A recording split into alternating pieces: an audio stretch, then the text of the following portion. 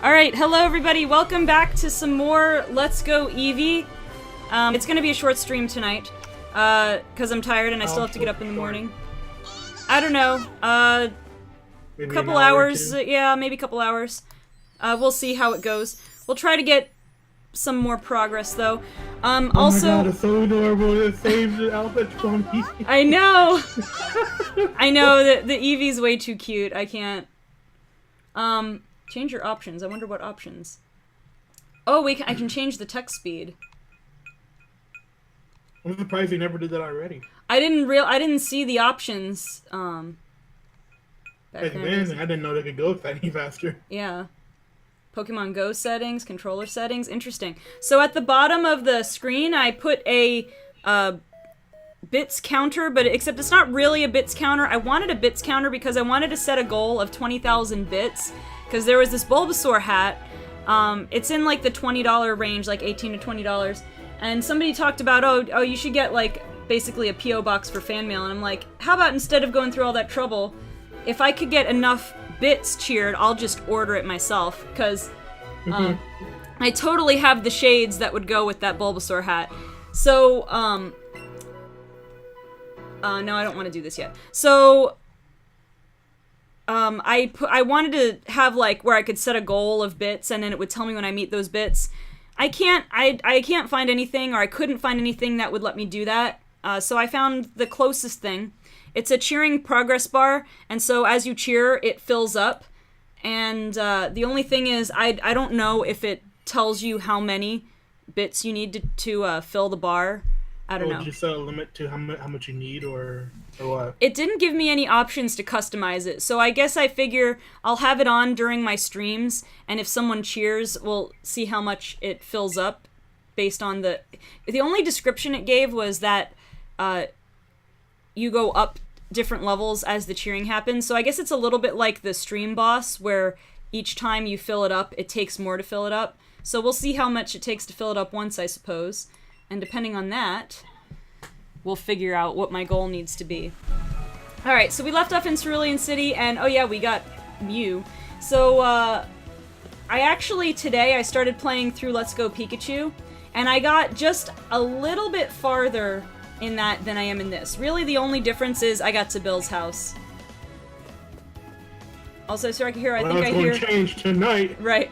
I think I hear my voice on your thing. Fat Halpert! Oh, do you want to be louder? I have to turn you up. Fat Halpert asks if I would recommend the Pokeball Plus. I would say overall, well, I mean, it's cool to have a Mew, first of all. Overall, I think it's pretty good. It's cool, the little sound effects and the little rumble effects are nice. I mean, I played Let's Go Pikachu with the Joy-Con, and that has the rumble effect too. But I like the Pokeball with the little light up and the sound, and I think you can do the Pokewalker thing where you can take your Pokemon for a walk, which I haven't tried that yet. But that's pretty cool. Literally, my only complaint about this is the fact that the main button is on the joystick. So if that bothers you, the way that it kind of well, if it bothers you more than it bothers me, basically, because it kind of... Yeah, it is very touchy. It kind of bothers me. Yeah, last night, were you there last night when I accidentally KO'd my own Pokemon in a double battle because of the joystick error? Oh, he was there. I know he was there. So other than that, I would recommend it. But that is one thing that you have to keep in mind. Fat Halpert wasn't there for that part. Oh, you missed it. I remember you being there. I don't know. No, I don't know, but it did have, it wasn't quite near the end, but it was probably within the last hour or so of the stream. If anything, you should probably just get it just for the free Mew. Otherwise, it's all up to you, really. Yeah, that's not a bad reason. You could do worse than a free Mew. Yeah, right? But it's cool. I mean, granted you have to pay for it, but... but like, you can hear... The bonus. You can hear, like, I'm holding the Pokeball near the microphone, so you can kind of hear it. It gives that little extra sound effect. When you catch a Pokemon, the Pokemon's cry comes out of the ball, too, so that's kind of cool. I mean, I'd say it's worth it, but like, I got both games and I just got the one. If you're getting both versions, unless you want two Mews, just one would be fine. 2 games, 1 Pokeball. Hiker Knob wants to fight. Is that an axe? I can't tell. No, I guess it's supposed to be a cane, like a walking stick, but... Oh, you mean as it was walking? Like, yeah, that's a cane. But it kinda, the top kinda looks like an axe. Oh, I forgot. Like I just fought this Geodude like an hour ago. I just fought this dude like an hour ago in Pikachu, and I forgot that he uses Bide. That's okay, we're gonna take him out this next turn. You watch.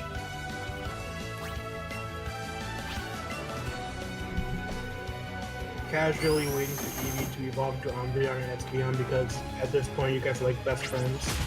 I know. Never evolves into Espeon or Umbreon. Yeah, what was it? In Fire Red and Leaf Green, they tried to lock it so that you couldn't, basically, you couldn't get any of the new evolutions until post-game. I don't think it worked with Crobat, but I can't remember. But I'm pretty sure with Espeon and Umbreon, it didn't work because there was no day and night in Fire Red and Leaf Green. Yeah. You had to trade over from Pokemon Coliseum. Or transfer from Ruby and Sapphire, I guess. And then there was like an instance where you could get some Johto Pokemon way before you could even get to Elite Four. Like, I remember if you were to go to like the Fire Islands, you can get yourself like a Lavatar and stuff. Well, that's what I was wondering, because I know you could access part of the Sevi Islands, and that there are Johto Pokemon there, but I can't remember if they let you access the Johto Pokemon before the Elite Four. No, there are like some of them you could access, but like... It was very minimal. Mm-hmm. Also, you can hear like the battle sounds here too, like when they attack. Like that. Like that.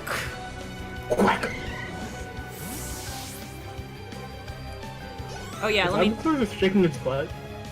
Oh yeah! If you...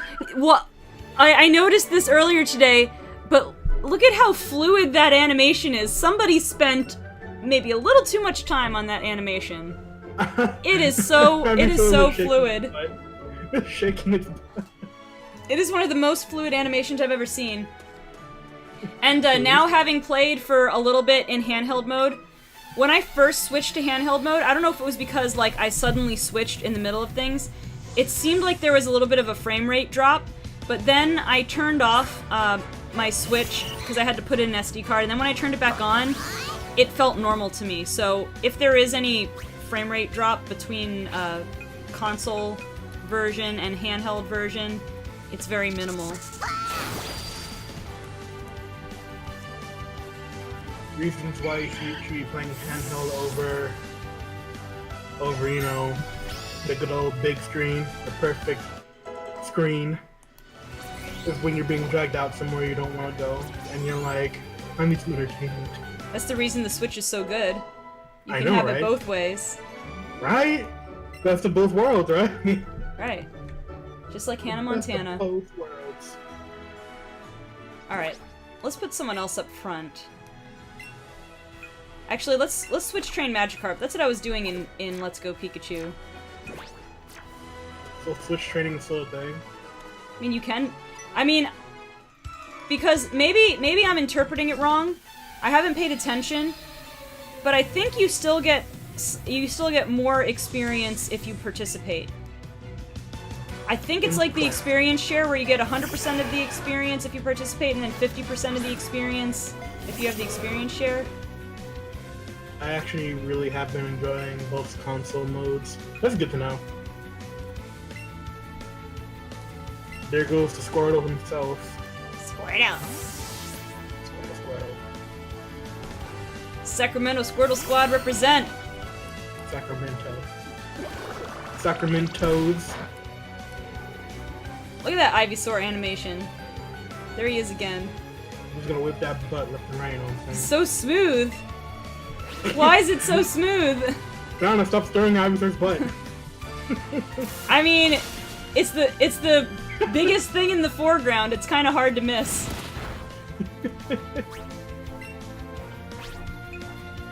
And and Squirtle just wagging his tail the whole time. Honey, it didn't kill.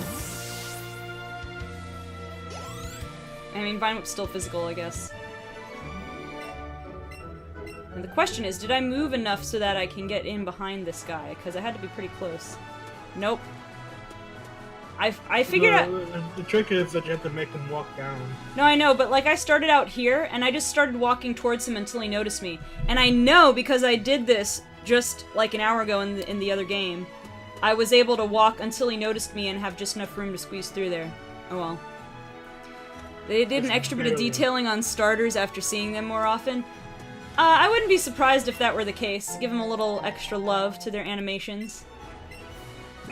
I mean, these are the 3 Pokemon you have to choose from, you know, in starting out. Mm-hmm. Usually, anyway. Here, Let's Go Pikachu does not apply. You just find them in the wild randomly. I mean, they... You know, like any normal Pokemon world should be. Right, I mean, that would be like the actual Pokemon world. It's almost like, it's almost as if in the games they're hunted nearly to extinction or something. Exactly. So they're it's just like so the only rare. way there's more... Okay, so like the only way you can have more than one Charmander originally is if you breed it. And back then, you couldn't breed it. You don't know why. Because Charmander had his own egg group. I was gonna say, like, oh. You know how we're finding all these starters in the wild? These were all the people breeding for perfect IVs, and these are all the breedjects. That's why they're still rare, because they're not naturally occurring, but they do exist in the wild. Right, it's like, what happened to the 500 just released into the wild? You're telling me that their location is unknown?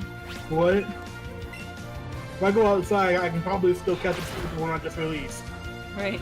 Like, realistically.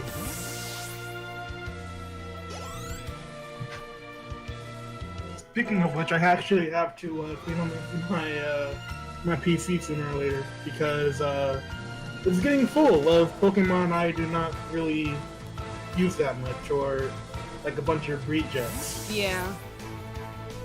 So next time I open up my DS, that's something I can do. Mm-hmm. Yeah. PG.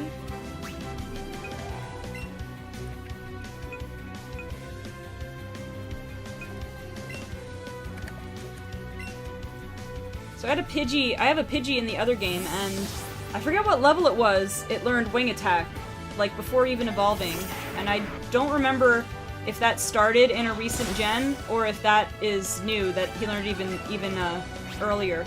I also noticed Pikachu learns Thunderbolt at level 21. I believe it used to be level 28. And also, I was telling Hero, because you know how oh no, he's gonna Ember me. You know how Eevee gets those move tutor moves, and it gets like one for each type of its evolutions? Well, Pikachu gets one. It's called Zippy Zap. It's a base 50 physical electric type move that has priority and always crits. As a matter of fact, a weaker extreme speed. There's a slightly weaker extreme speed, pretty much. That always crits, though, so it's actually a stronger extreme speed, or almost as strong, I guess. I guess that makes it base 75. It's only slightly weak. It's only slightly weaker than extreme speed. Which reminds me, let me see if I can check. I don't know if I can do it with the Pokeball Plus. I want to check the move description of Buzzy Buzz. This also leaves the target with paralysis. So does it always paralyze? It's base 90. It sounds like it always paralyzes. What? Oh wait, you're talking about? Oh, okay. Yeah. I was say, no, not Pikachu's move. But if that's the case, I've never seen it paralyzed. But I think because I've one-shot just about everything that I've used that attack on. You just kept one-shotting everything. Next grass type you see, use it. Next grass type you see, test it out. If you're wondering why I keep looking back there, it's because I'm checking on Sarge over there. This is it, you guys. Magikarp versus Magikarp, except no. Who's going to run out of PP Actually, I should be able to do this. Magikarp doesn't get tackle until level 15. I'm just gonna send out my level 7 Mew. And just freaking level up everything off this. Right. What attack move do you have, though, on you? Pound and Scald. Oh, true. freaking scald it down. Let me see if I can burn it, just to get a little bit of extra HP going down each turn.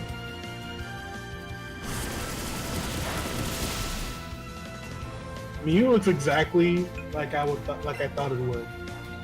Right? Look like a giant bubble gum. Oh, I can't do move info. I wanted to make sure that Scald stayed the same. Oh no, you don't need to like check the move info. We already know what it does. I just wanted to make sure that they didn't change it for any reason. I don't think they would have. It still looks like hot water to me. There we go. Confirmed. Besides, it'd be kind of awkward to try to see what the move is on that tiny little Pokeball controller. I know. There's only one button. Right. I mean, there's also like a back button too. There's a confirm button and a back button, basically. Nah, me, what did I drop? What did you drop? I don't know. Oh, my back scratcher. But you know, you always gotta have a way to reach the impossible itches on your back. True. I have a cat. He doesn't actually scratch my back. He did scratch me under the eye, though, when he was overdue for a nail trimming. Oh, you know, I didn't nickname my Mew either. Does anybody have any nickname suggestions that they would like to see? I mean, I'm fine with not nicknaming it also, but if you have any suggestions. Oh yeah, that was your Mew name idea from whenever the last time we talked about Mew was. Just now. Yes, but I mean before that. Oh good, at least it was enough to level me up. But if anybody else, Fat Halpert, if you have any suggestions. Bubblegum's not a bad name though. I'm gonna keep Mew in and then swap.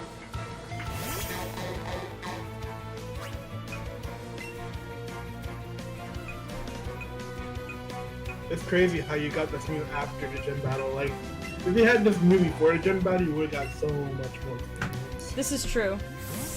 I've got plenty of gym battles to go, though. Yeah. True. True. Fat Halpert doesn't normally nickname his mons. Your mons, but that's the best part. You know, to be honest, I never did, other than... Again, the very first time I played through Blue, I nicknamed my Bulbasaur Bulby, but that was pretty much the only one I nicknamed. And then I never nicknamed my Pokemon until I started doing, like, Nuzlocke and stuff. And right now, I'm playing through Let's Go Pikachu, and I'm not nicknaming my Mons, but I'm nicknaming them here for the stream because I feel like it's a little...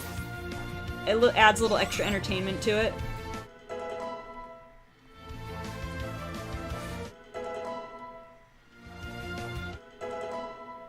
To be honest, the reason why I started nicknaming all my Mons is mostly because Mimi caught me not naming Pokemon, and she was like, "That's so boring." And I'm like, "What? Leave me alone." And she wouldn't leave me alone, and so I started naming all my Pokemon, and that was it. I will say, in this game in particular, it makes sense to nickname the Pokemon you want to use, given the fact that you're gonna catch like 50 of each of them. And they're not organized super well, they're organized just chronologically. So it does make particular sense in this game to nickname them if you're gonna use them. Oh yeah, we can fight this lady. This area is popular for dates. Oh yeah, I forget who she is. She used like a Diglett or something, I think. And you stalled and win. Claim your victory. Oh no, a Machop. Yours. Never mind. Who used the Diglett? I must have fought the Diglett trainer in yesterday. Claim your victory as if it was already yours. Yes. Destroy them. By the way, I'm not a very good role model, as you can see. I see. Sarge is a pretty good role model. He takes a nap. Yeah, right? He does everything that you're supposed to do. Versus I'm telling you to do everything that you're not supposed to do. And, wait a minute, I think I saw Florida in that seismic toss animation. Did you really? Florida confirmed that's the next region of Pokemon. Yeah, just Florida. Wait, let's see if we can see it again. Yeah, there it is! It was like the United States, like, I came out of, like, Virginia or something, and then right there was, So apparently Kanto region is actually in Virginia. Apparently. Yeah, I never thought about it that way. Unless that's supposed to be Asia, but I swear that little peninsula thing looks like Florida. Yo, my laptop's freaking out. Don't do that, laptop. Discord. Oh right, No. I never bought Super Potion. I never went shopping after the gym. I'll have to do that after Bill, because now I've opened up some new inventory items I can get. I can buy lures now.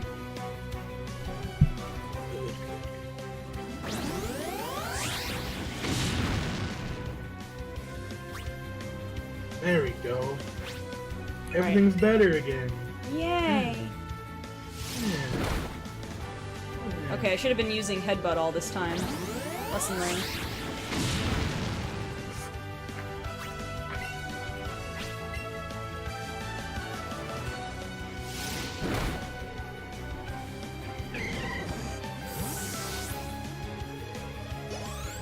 Oh, so close to level 19. One thing I noticed, because when I was playing Let's Go Pikachu, I was playing it on... When I played it in console mode, I was sitting back here on the bed, and it was a little bit easier to aim when catching Pokemon when I was at a little more of a distance. I don't know if the proximity to the console has anything to do with it at all, but I just... Maybe it's just a coincidence, but I seemed to throw better when I was back there. So apparently these coach trainers, I've started figuring out, they have a Pokemon that spams a certain TM move, and then you beat them and you get that TM. Because we had Payday, and now here's Seismic Toss. That's pretty cool. Although I forget what the one with the Bulbasaur, if the one with the Bulbasaur had a TM. I actually don't think that person did. I think you killed him too fast. Maybe, I don't know. Maybe there was a secret way to unlock it. Actually, giving Mew Seismic Toss might not be a terrible idea until he learns something else. Yeah, shouldn't be too bad. I know Charizard learns Seismic Toss if that's something you want to keep in mind for later. Yeah. Well, you can learn it right now too. Oh yeah, true. We see it in the anime. You're right. Alright, so in Let's Go Pikachu, Bill was a particular Pokemon. It will probably be the same Pokemon here, but I want to see. I want to see what it is. Eevee? Oh yeah, it looks like it will be the same Pokemon. Dot dot dot. Eevee saw something. Eevee, you see everything. Dun dun dun! It's a Nidorino. And So that's what he was. And he stands up on his hind legs.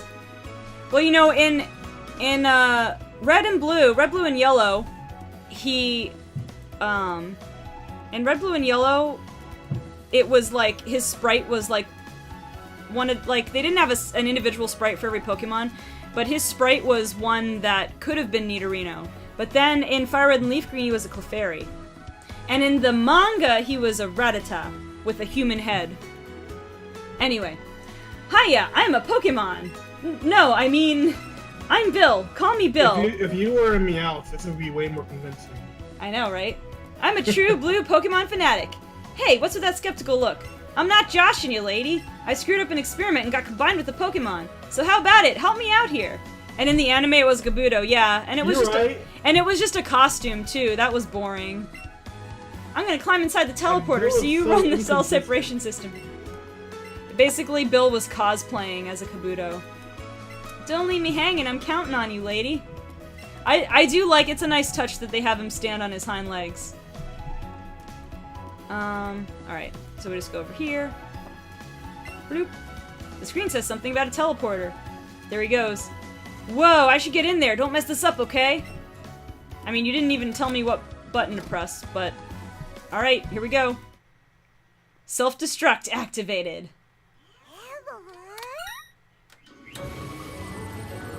So I wonder, he was combined with the Pokemon. Was there something else in that other cell, in that other, like, pod there? Was it a human with the brain of a Nidorino? Because there's just the regular Nidorino now. That's some nice smoke effect. You got combined with it, so... So it just... They were both combined into one, I suppose. If anything, they just did the fusion, huh? Yeah. You know? Yeehaw! Thanks, lady, I owe you one. Hey, you've got your Pokemon box right there in your bag. Good job. If you ever catch too many Pokemon and your box gets full, send some of these Pokemon to Professor Oak. I bet he'd be mighty thankful. Oh, look at me. I'd forget my own head if it weren't attached. I should do something to thank you, too. You did save me, after all. Here, maybe this'll do. We got some SS tickets. Pay attention to that. That's important. That cruise ship, the SS Anne, pulls into port in Vermilion City. They invited me to some party on board, but I can't stand fancy gatherings. I miss when he said fancy dues, by the way. Why don't you go instead of me? There are a couple of tickets in there, so have some fun with a friend or something. So here's my theory, because I haven't gotten to SS Anne yet in the other game. My theory is, since you can play co-op, that's so your player 2 can get on board with you. See, now, if I had the ability to, I'd hop online right now and just hop board. You know what I'm saying? Yeah. But I can't, unfortunately. Sad face. Very sad face. Alright, I need to stop at the Poke Shop before we... the Poke Mart, I should say, before we continue on. Get some super potions and stuff. Go, Mew! Fly on ahead! Lead the way! My noble steed. It's not really a steed, but you know what I mean. How bad would you feel if Pokemon just freaking randomly appeared in the water and you can't go into the water yet? That's a good point. I wonder how surf encounters are gonna work. Right? Maybe... I don't know. I like Mew's face. Look at him. He's like looking over. He's got his head tilted. That was so adorable.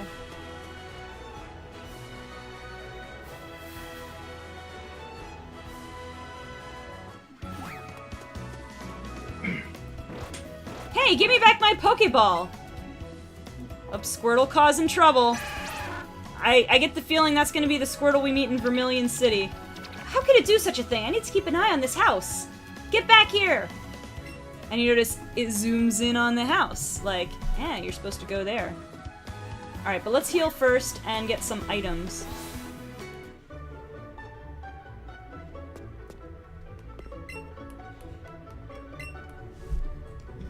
That's 2 Squirtle we've seen in one stream already, within the first 30 minutes of streaming. Yeah! Oh my god, Banana, I'm so freaking stressed out right now. Poor Kay. I have been trying so hard to get an Armwing Blackwing out of this freaking box, and I am getting every other super rare except for it. I'm trying to think. Only happens I've gotten that one. I'm still trying to get a 2nd and 3rd Bora. Those are ultra rare at least, though. I'm not too concerned about getting an extra Bora or 2, because like around Christmas time, I'm pretty sure Duelint's gonna give us a free UR ticket or something like that. Yeah, that makes sense. But if not, I'm just gonna be sitting there like, dang, that's crazy. Eevee's investigating. Detective Eevee confirmed.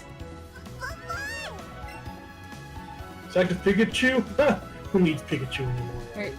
Detective Eevee. These are some pretty big footprints for a tiny Squirtle. Just saying. Well, I think because it was the Team Rocket person, and like normally he has a Drowsy, but that's too big for Drowsy's feet too. I don't know. So who could this be? Those aren't Drowsy's toes. Maniac Steve? Team Rocket was trying to dig their way into something no good. Look what Team Rocket have done to my house, and they stole my TM, the one that can teach Pokemon like Mankey and Sandshrew the move Dig. You know, I bet you it was Maniac Steve. Well, you know how the Pokemaniacs, at least in, was it Gen 3, they have like, they're wearing the bottom half of the costume, and the costume has these big Pokemon feet? Yeah. That's what these could be. No, not just any Pokemaniac. I'm talking about Pokemon. I'm talking about the Maniac Steve from Pokemon Emerald. Specifically Pokemaniac Steve. Oh, that. Yeah, before I forget. That guy from freaking Route 212. Yeah, I remember you. Before I forget, though, I had a comment when we were talking about Bill. It's interesting because in the Gen 1 games, right, Bill made the PC system, and it was in the Pokemon Center and everything. And there was, speculation, they call him Bill after Bill Gates because, the PC system in real life. Okay, now your PC, your Pokemon box, is portable. It's in your bag, you take it with you. And so that is like how you can have, that's like how you can take computers with you now. You have laptops, you have tablets, you have smartphones. So it is kind of moving on with the times, honestly. Hey, stay out, it's not your yard.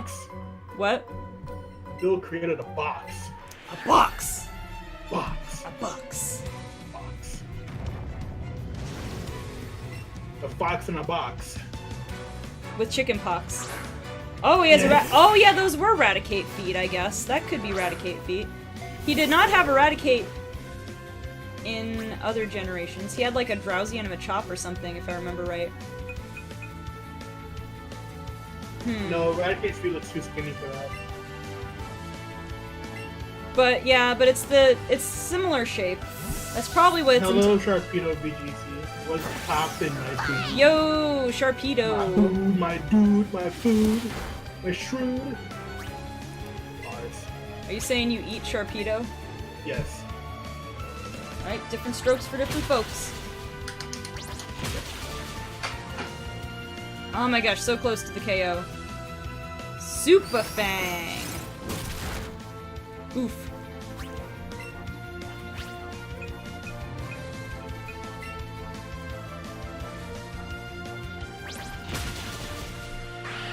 For some reason I heard a sound and I thought Sarge had jumped down off the bed, but nope, he's still there snoozing away.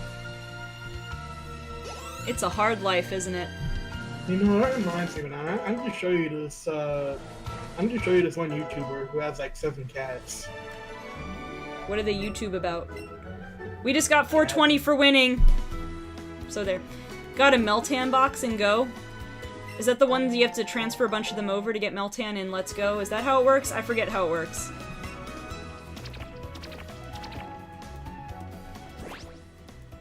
Like, that's what they YouTube about. They YouTube about cats. Nice. Yeah. It's a worthy topic, I think. Alright, who's gonna learn Dig? What are you talking about? I agree. Let's teach Mew Dig, because why not? Teach Mew all the things. I should actually probably teach it Headbutt instead of Pound, too. You need to, like, fill up its boot slots first, though. I did. I just did with Dig. Oh yeah, go ahead. Teach your Headbutt over Pound. Because it'll be way stronger, and you're actually catching up pretty fast for level 10. Or at least a level 1 not that long ago. I'll give Tyrant Dig so that eventually when you evolve, you can have a stab move. Which, by the way, I did not find a Moonstone in Mount Moon. And I don't think I missed any of the items. I could be wrong, but I don't think I did. Wait. So you're telling me Meltan is a mythical Pokemon that evolves? Is that what you're telling me? So you can only... It does have an evolution. But... So So you can only transfer over... You can only transfer over the evolution, you can't actually transfer over Meltan, but Meltan is in the game, right?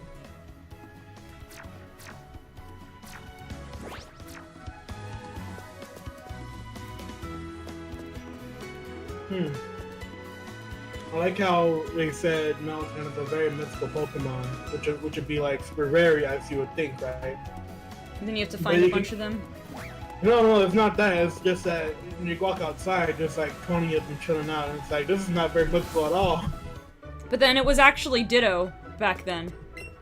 You're right. It's like something just happened to Ditto, and now he's a Meltan.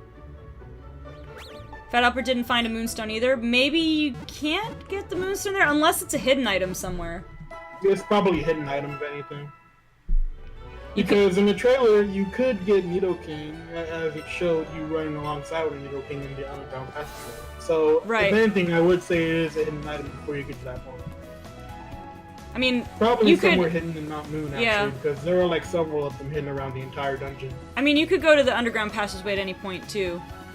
So, I guess... Right now, really so, Sharpedo, so what you're saying is, you can transfer Meltan from Pokemon Go, you can transfer its evolution over, but you can't, if you transfer Meltan to Let's Go, you can't evolve it in this game. you can only evolve it in Pokemon Go and then transfer its evolution over. Is that how I'm understanding it? Also, for the Moonstone, I'm pretty sure you can, like, even in Gen 1, you can find it in 1 or 2 other places besides Mount Moon. Yeah, you can. I'm just saying that originally there is, like, several of them hidden around Mount Moon just normally. Now to find the Jigglypuff that you were promised. So that's what I was asking. You cannot evolve it in Let's Go. You can transfer over its evolution. You can transfer over Meltan, or you can transfer over its evolution, but you cannot evolve Meltan in Let's Go. You can evolve it in Pokemon Go only. Mount Moon, in the craters you find the Moonstones. Well, I'm gonna have to wait. Ooh, it's an Abra. Oh man, did you see that Abra just troll me right there? I'm like, oh, it's an Abra, and then there he went away. Jigglypuff! I was looking for you. Alright, well I can't go back to Mount Moon until we go through Diglett's cave anyway, so... It's a tiny Jigglypuff! That's fine, it's still a Jigglypuff nonetheless. Oh, I forgot to... Well, I have to go back up and go to the Pokemart, though. So hold that thought, but I will try to catch this thing. You have to now. I don't know how... I'm not sure how the aiming works when it's off to one side. I suppose I have to throw it to the side.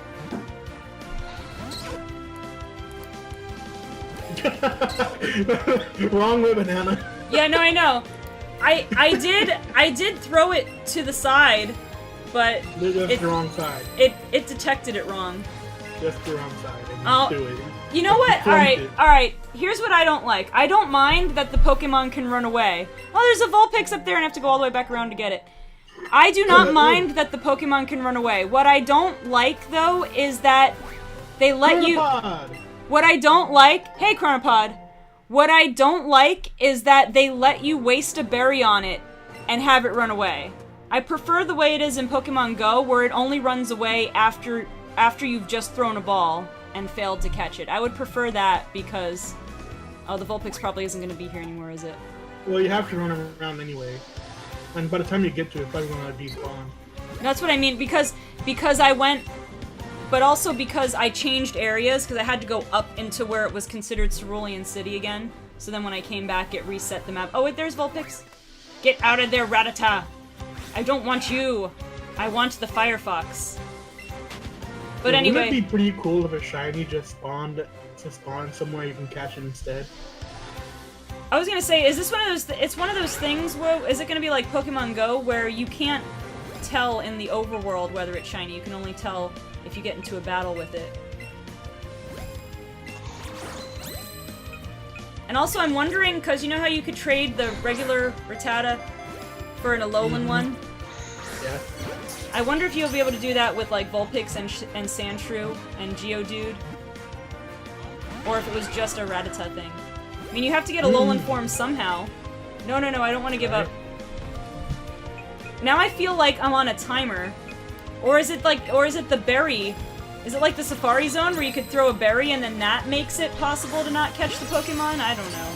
No, I'm pretty sure it's a timer. There's been times Pokemon Go where I'll just sit there and forget I was trying to catch Pokemon and it'll run away on me. I look back on my phone and I was like, oh yeah! I don't know, because for me, it's only ever run away. If it runs away, it's only immediately after it's broken out of a Pokeball. And the good thing is, it gives me a chance to not waste a berry on it. Well, this is a different move.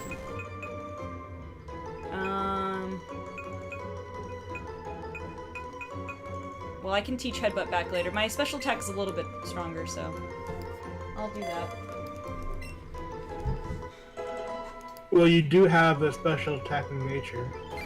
Yes, I do. Although my attack IVs must be pretty high because it was higher than my special attack. Both its fur and its tails are beautiful. As it grows, the tails split and form more tails. It is beautiful. I love you, Vulpix. Alright. Let me take a look at it.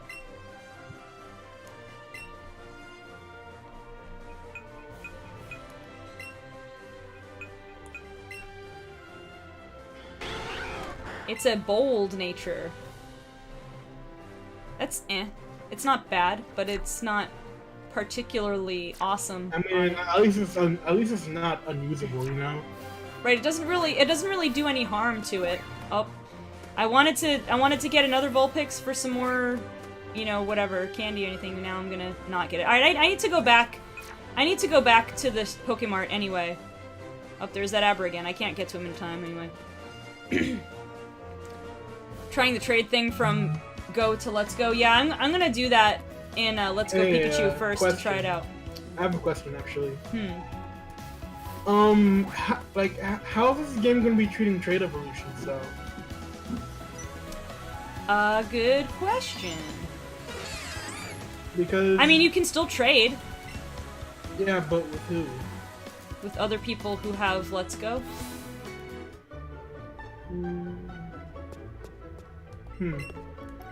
But you could probably transfer over, like, if you have a Golem in Pokemon Go, or whatever.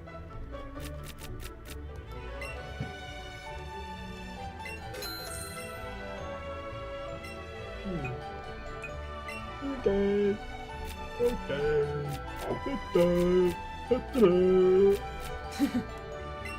Okay. Okay. I realized I should have bought 10 Great Balls, because even if I buy Great Balls, I still get a Premier Ball for it. Chilled Foxy Gaming, hello and welcome.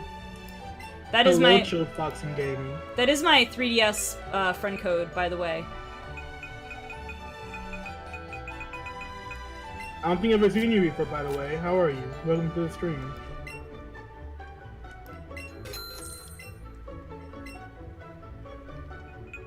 Alright, is there anything else? Do I need more potions? I'll buy 2 more. Maybe I'll get some more regular Pokeballs. And I guess I could see if I have anything. Hey, how are you? I'm good, how are you? Yeah, That's doing well, Chilled Foxy Gaming. How are you? That's the question. How are you? Alright, let's sell this nugget. Oh, she never set that up yet. Oh yeah, I should set that up. Now that I'm actually I've actually been able to stream Switch games. Actually, let me I don't know if I can add that. Let me check real quick with something. First, let me save just in case shenanigans happen. I just hurt myself. Good job. We're gonna do some behind the scenes here. I'm gonna see if I can find... Will this work? There we go. I'm gonna see if I can find my friend code on here. Hold up. Do I have to use this? Live editing! There's my friend code. Down there.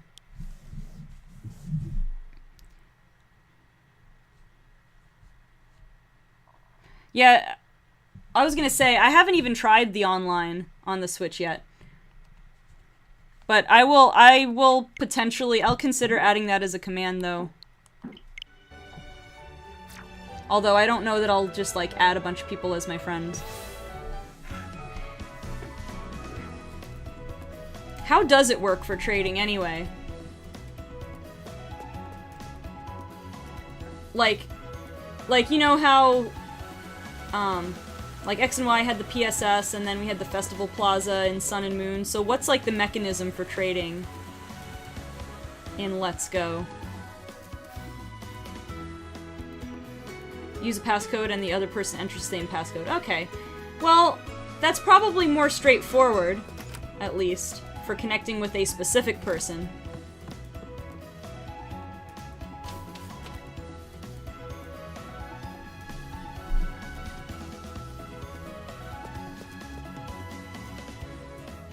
Alright, let's go back to that route. Let's see if we can get that Jigglypuff or that Abra. Boink. So this is the annoying thing, is if you jump off the ledge and then something spawns above you, you can't get to it. Then you hope no one else entered it in at the exact same time. Yeah. Yeah, I mean, I could see how there could potentially be some problems with it, but at the very least... it narrows things down a little bit, I suppose. Alright, let's try to check out this Vulpix over here.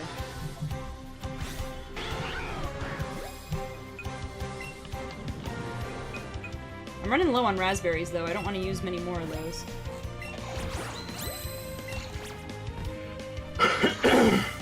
Dang it, Vulpix, why'd you have to attack right at that moment?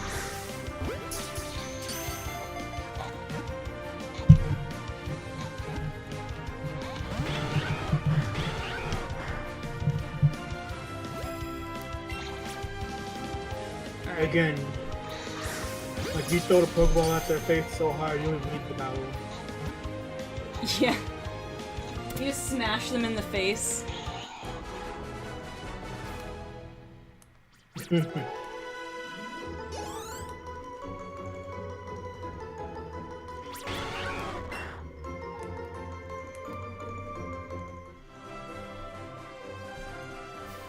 mean, I'm trying to think what else you need the friend code for. Oh, hey, it's a Pidgeotto.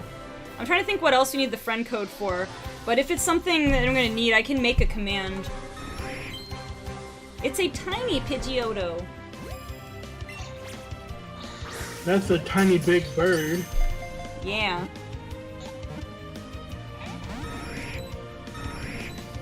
It's tiny, man. That bird's big. It's Big Bird. It's big little bird. Little big bird. I caught a Pidgeotto. I caught a Pidgeotto.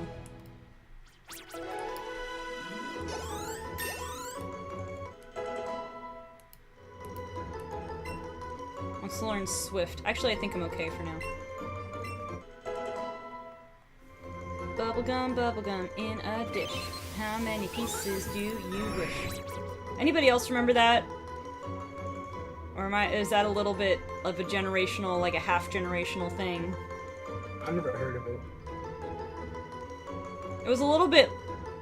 I guess, like, it was a thing that the girls did more often, but I feel like I grew up in the 90s, and I feel like it was a little bit of a late 80s to early 90s type of thing. It might have just phased out. Oh, look at the daycare. I'm the daycare lady. Blah, blah, blah, blah, blah, blah. What would you like to do? Is there breeding in this game? Also, can I drop off someone not in my party? No, I can't. Mr. Hyper! Oh, there's hyper training in this game? Is that what that is? Nani? So, Chilled Foxy Gaming, I have not battled or traded in this game yet. But Fed Halpert tells me that you don't have to use the friend code to do that. It's Fled! Oh, so in Let's Go Pikachu, I had no idea what to name him, so I named him Nitra. Oh, hey, Banana! Seems like we can't pass through these gates here. But the underground path should take us to Vermilion City. It's a bit dark and spooky, though. Huh? Hold still for 1 sec, Banana.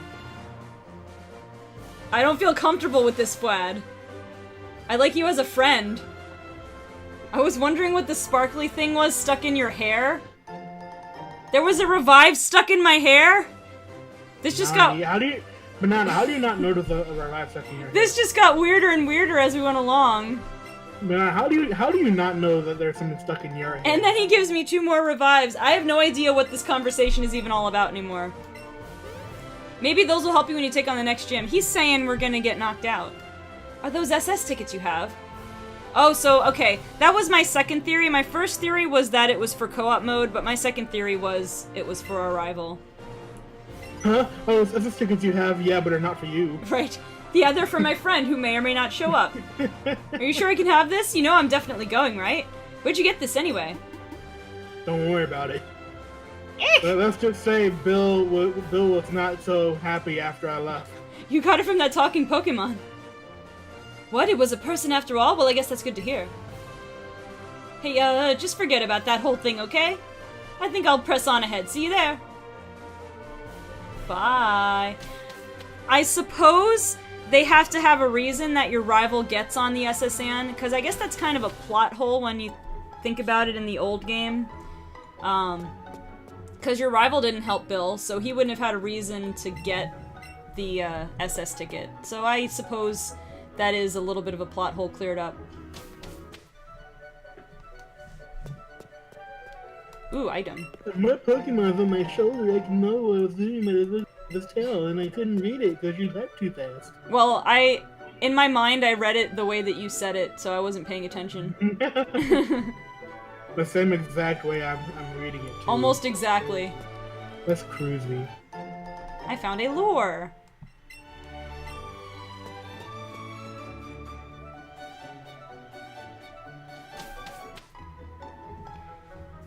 So is there something, is the friend code only for registering someone as, like, actually registering as a friend? What, I guess that's the same as the 3DS, but is there any game like that you need to do that in order to communicate with them, or is it just to have friends so you can see what games they're playing and all that stuff? Wait, can you actually play with someone who's not really, like, in the same room as you? I don't know if you can co-op. I mean, I think you can battle and trade. I don't know if you can. Yeah, like battle and trade is a given, but like I'm fairly like the way he's talking about is like, oh yeah, you can definitely do this. It's like, Nani, Pokemon actually did that? What? No, I believe you can't co-op over this because I don't see how it would work. Well, I mean, I could see how like double battles would work. I could even see maybe how running around in the overworld would work, but I couldn't see how because you're supposed to both be able to catch the Pokemon together, like you get a catch bonus. And I don't know how that would work if you're not both in the same room, so I'm pretty sure the co-op has to be couch co-op. Oh, it's Eevee! So now here's a question for you guys. So you remember in Gen 6 how they changed Pikachu's cry to its anime cry? And now in to encourage local multiplayer. No. I don't have any friends in real life. Leave me alone. So wait. So now Eevee has its anime cry. Obviously, because if Pikachu has it, then Eevee has to have it for the corresponding game. So does that mean, do you think now from now on, Eevee's gonna have its anime cry just like Pikachu? Probably. I mean, that would make sense.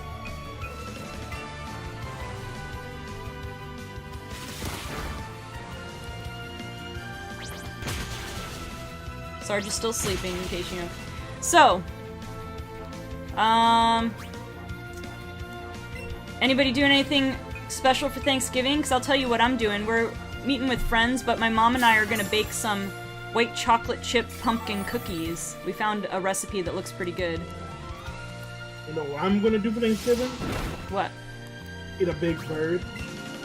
That is the Thanksgiving tradition, I will say. Yeah, I might have been lying either. We're going to sit down, eat a big bird. Or is it, are you going to eat a big burb? No, bird. Big burb. A burb is inedible. A bird, however, is edible. Are you sure a burb isn't edible? I'm very sure a burb is not edible. Alright, suit But yourself. a bird is.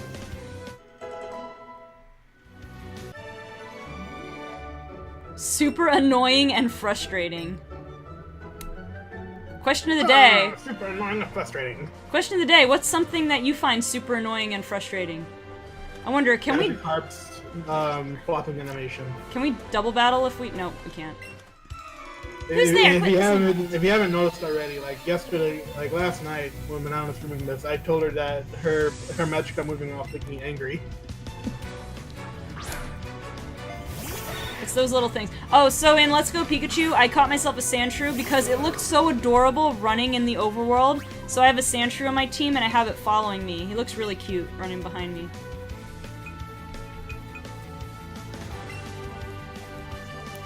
And that is that. Micromanagement.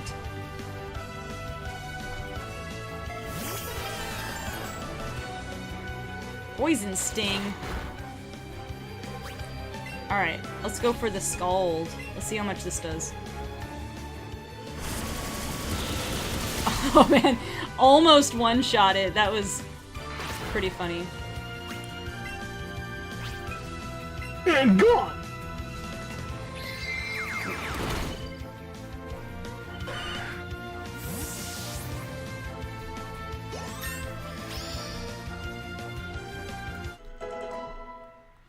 Usually the thing that annoys me the most is what?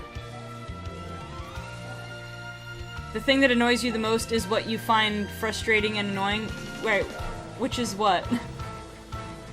What do you find frustratingly annoying?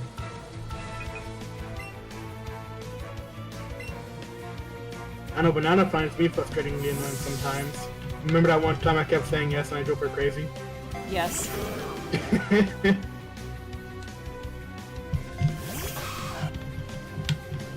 I was very close to hanging up the call. Just so I could get some peace and quiet. The thing was, I didn't want to hang up on everybody else. I didn't want to make everybody suffer. Sometimes it's me, but usually I don't know what gets me upset.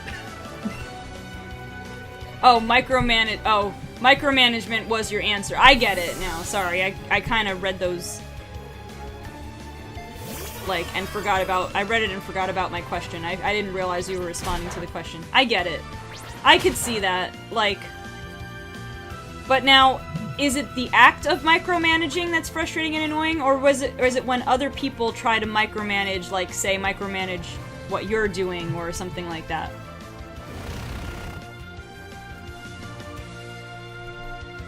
Sarge, you're so sleepy. I'm just gonna pet you here. I'm gonna test out, while I'm testing out Dig. Boom! That's a dead moon rabbit right there. Moon rabbit? That's what Nidoran is. Moon rabbit. I'm petting my cat, and my cat is licking me. Because I have him well trained to be like a dog.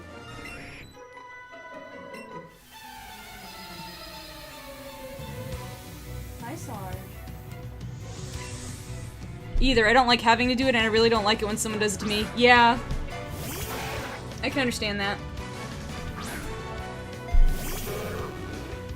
I'm gonna get this Magikarp to evolve, darn it. And then probably promptly box it, because I'm gonna get a Squirtle soon. But I want to have Gyarados. Actually, is Gyarados gonna be one that I can ride on? It better be. No water, yeah, you can ride in the water. That's true. I want to be able to ride on it in land, though. Because Gyarados is a flying type, he should be able to hover above the land.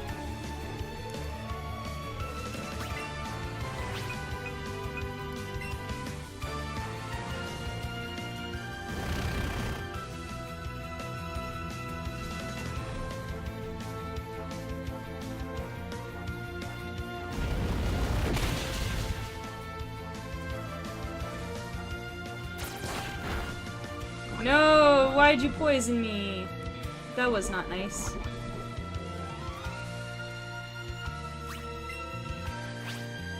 Why can't I ride on my cadaver? It floats. That's a good question.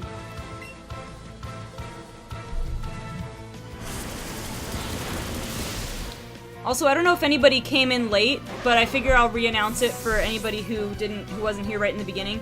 I have a cheer progress bar at the bottom because, I mean, long story short, what I wanted to do was try to set a goal of bits to reach before I was gonna get this Bulbasaur hat that you guys could see in the Discord server. And I don't have a way to, like, set a specific goal and then try to meet it, but I set this progress bar, and in the coming streams for the next month or whatever, whenever someone cheers, we're gonna see how much it goes up. But basically, if I can accumulate something in the range of, like, about 20,000 bits, because I think that would be about $20, then I will get that hat. And I have shades for— Why does everything have bide? Sorry. I'm just really annoyed. But it's okay. I'm gonna KO this thing. Oh, it paralyzed. Buzzy Buzz paralyzed. There you have it.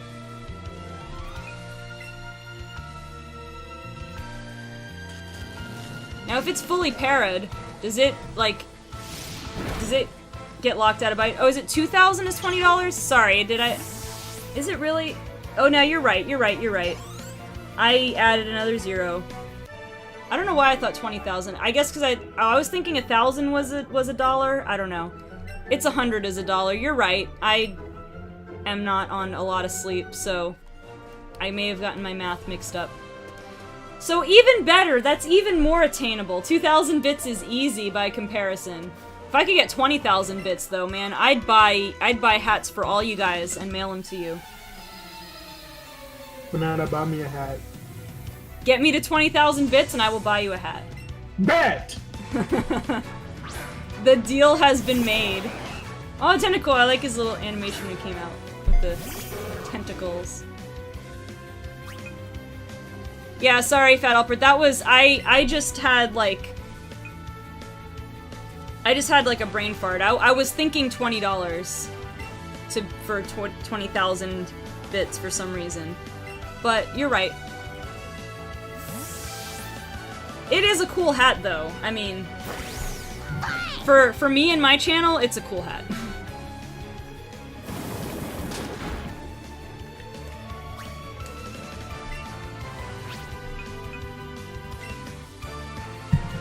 But yes, if you do get me to 20,000 bits, which would be $200, I will buy Sir Akihiro and anyone else who wants it one of those hats.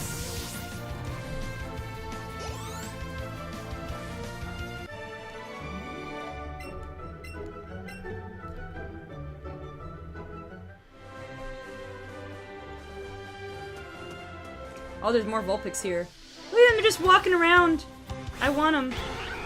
Vulpix would be a cool Pokemon to have in real life, as long as it doesn't burn your house down or something. I'm wondering maybe if a Alolan Vulpix would be better for that. A little bit less dangerous.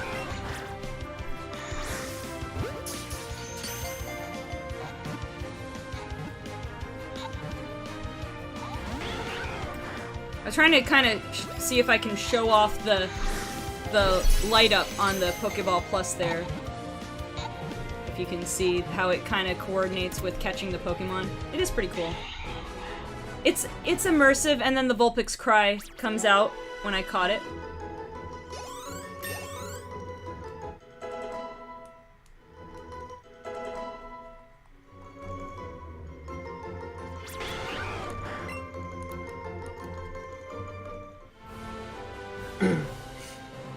Alright, oh, that Vulpix ran away. I was gonna say, I might try using some regular Pokeballs so I save my Great Balls. That has to be the most amazing Bulbasaur hat ever made. Read that much. Yeah. Yeah, it's not that much. It is pretty cool, though. It's not that cool, but it's pretty cool. Alright, I'm gonna use a lure. And just run around here. I want to see if there are, like, I'm not sure if you can get Abra or something on this route. So far, whenever I've used lures, it seems to draw out, like, the big Pokemon and the small Pokemon. Oh, look, there's Jigglypuff. It seems to draw out the big Pokemon and the small Pokemon, but I don't know. Well, I guess Jigglypuff counts as a rare Pokemon. That's the first one I've seen where it actually seems like, oh yeah, this is the rare encounter that it brought out.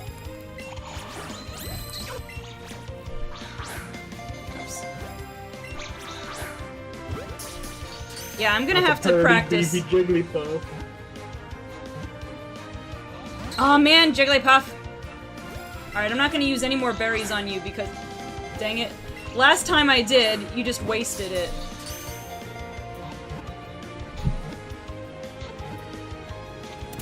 Alright. We have one! Thank goodness.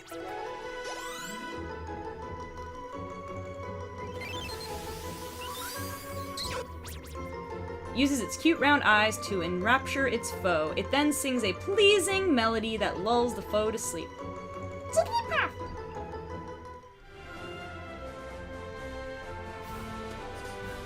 Alright, let me look at it real quick. Doo-doo-doo.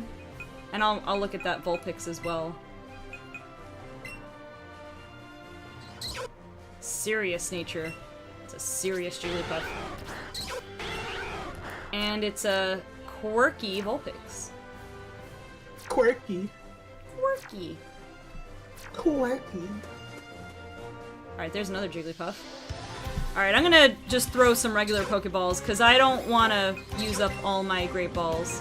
And I have 100 Pokeballs. I'm just gonna use this for target practice.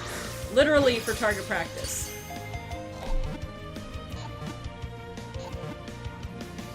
I was gonna say, if that worked on the first Pokeball, I would be a little bit sad about the one that I missed.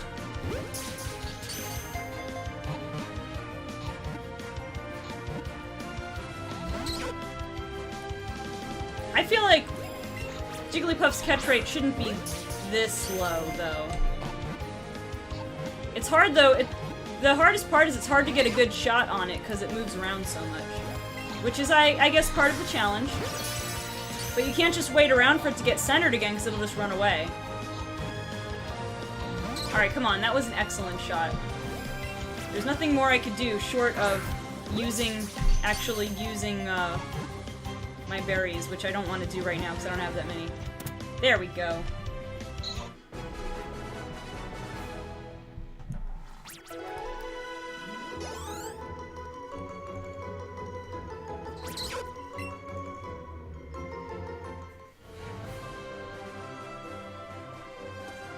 Okay. Oh, there's another Vulpix. I don't want to spend too much time here, but I'll at least use the rest of my lore over here. Speaking of lore, can we still get the old rod here? Whoops. I mean, is fishing still a thing? I hope so. I mean, as a way to complete the Pokédex and all that. But I really don't know.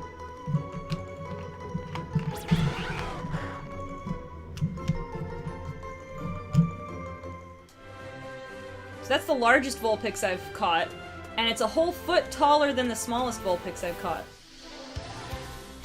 That's a pretty big difference when you're only talking about, like, a 2-foot tall Pokemon.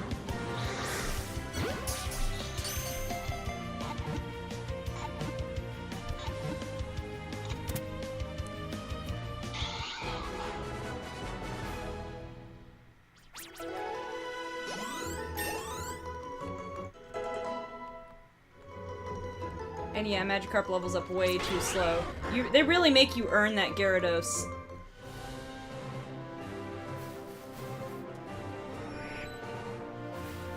There's another Psyduck.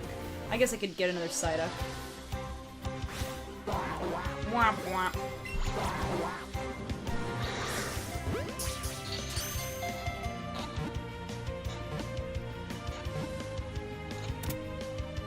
See, all the catches should be that easy.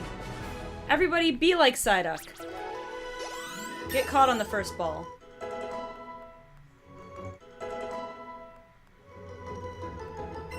Fury Swipes. I don't think Charmeleon ever learned Fury Swipes before. But he can now.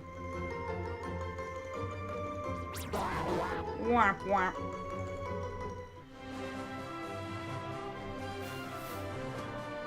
Lure's effect wore off. Alright, let me just catch this Vulpix, and then we will resume on our merry way.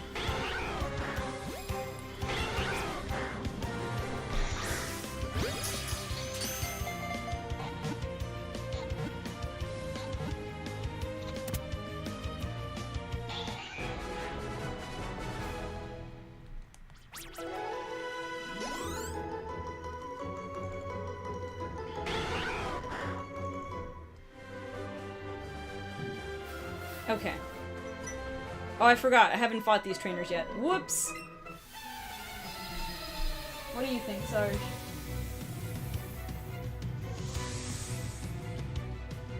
I don't know if you could see. No, my head was in the way. Sarge just woke up and gave a big ol' yawn. You could see his fangs, because he's a ferocious cat. Very menacing. Wow.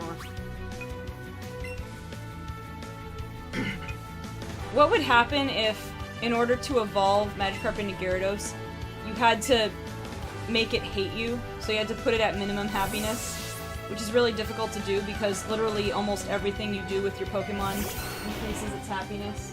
Like just walking around with it. Wouldn't it make sense? You just like have to give it all of its hatred. Also, I don't know why I sent out Ivysaur against Charmander. I feel like I was not paying enough attention. Actually, no. Do you know how to make it hate you? Feed it bitter stuff all the time and make it faint? No. Make it lose to a fire type. That's like the ultimate, like WTF. Remember that episode of the anime where Meowth was trying to, and then Ash and friends were trying to help Paris get more confidence. And then Ash had Squirtle, like, use water gun, and it just, like, squirted a teeny tiny bit of water on it. And the water touched Paris, and it, like, curled up into a ball and died, basically. And then Ash thought it would be a great idea to send out his newly evolved Charmeleon to battle it instead, and then Charmeleon nearly barbecued it.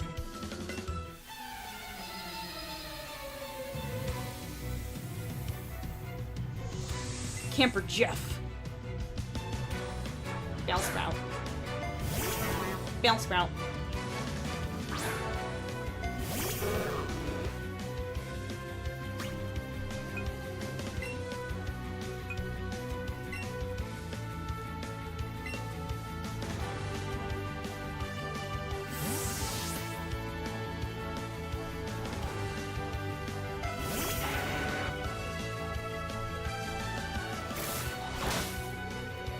And Charmeleon's back sprite is cool too. I mean, it's not really a back sprite, it's just his model, but he looks cool from the back. Just his, like, the shape of his head and everything. Versus his back sprite in Gen 1. That thing. You ever see that meme that was like... Charmeleon was, like, is like taking school photos, but it was taking photos for their sprite. And I forget the whole thing, but it was like, oh, I gotta take my photo for my back sprite. And then he's like, I hope I don't look bad in it, or something like that. And then it shows his Gen 1 back sprite. It's like, someone screwed up. Freaking Bulbasaur's butt shaking all over again. Right. Alright, let me heal. I'm gonna get that Squirtle.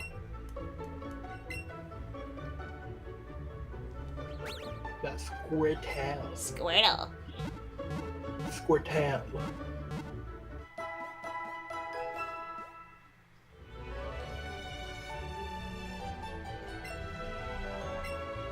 Alright, also, is there anybody to talk to in here?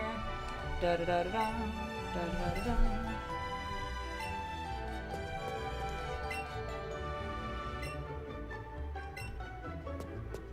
So wait, say that again, Mr. Sailor.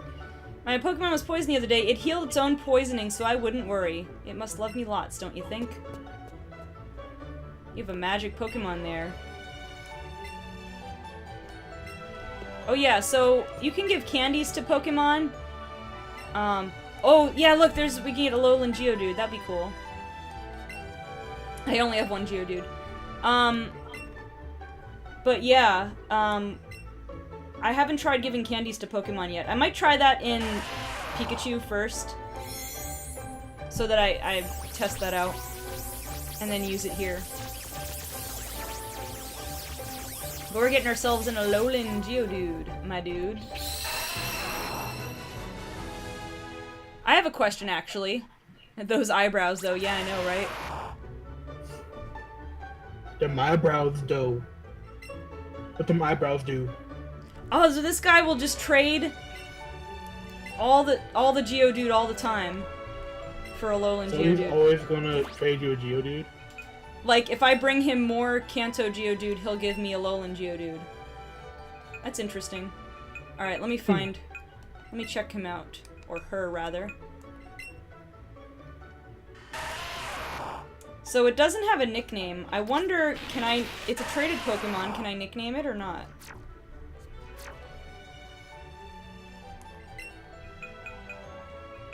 I cannot.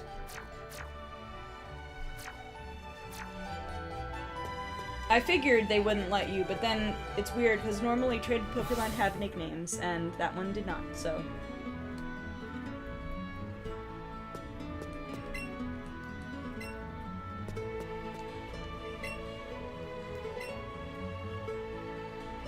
Place to gather and share tips. Does that mean there's no fishing in this game? I'm sad. I mean, I'm not that sad, other than it just, like, fishing opens up a little bit more variety for what you can catch. But fishing itself is not the most fun game mechanic in Pokemon.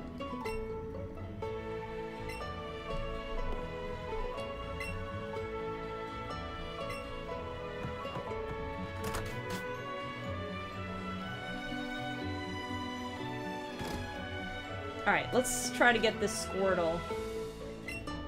I just caught a Squirtle that was always getting into mischief. I think it needs a good trainer to set it straight. Wow, you've caught 65 Pokemon. You must be a great trainer. I have a favor to ask you. Would you take care of this troublesome Squirtle?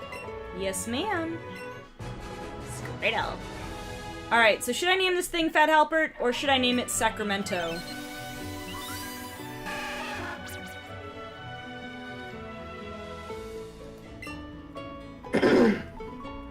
Any preference? Just name him Fat Halpert, or name him Sacramento? Sacramento is kind of a cool name, actually. What gender is it? It is a male. Like always. It's lonely, too. Find it a ditto. It'll never be alone again.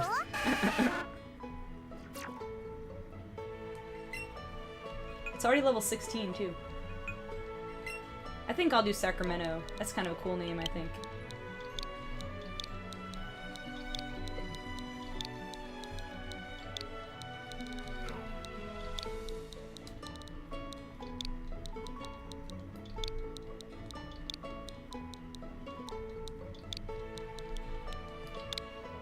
Alright.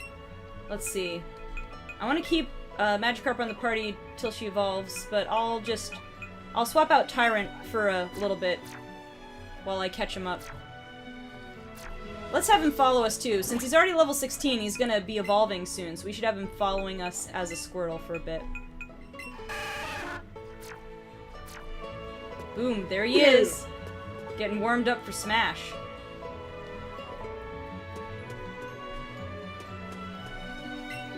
You got the entire starter trio in your party. How do you feel? Pretty good.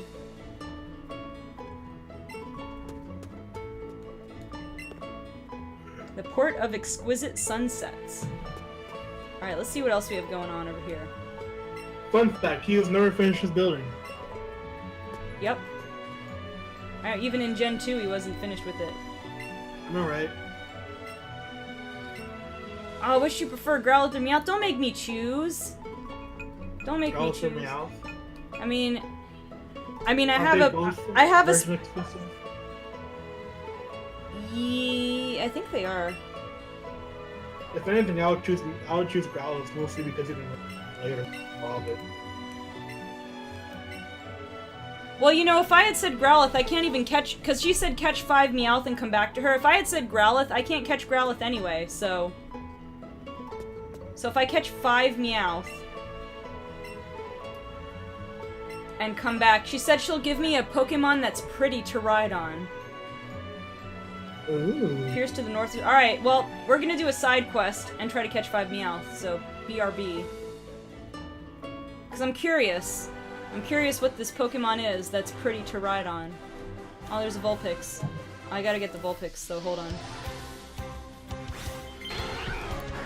I guess if you can't choose between cats and dogs, choose a fox, because it's got a little bit of both. It's the best of both worlds. Yep. It's like my physics teacher used to say, light behaves as both a particle and a wave. It has the best of both worlds. The only difference is that a particle and wave give me a headache. They both give you a headache? Yeah, because it's school related. Wah, wah. Bum, bum, ba, bum, wah.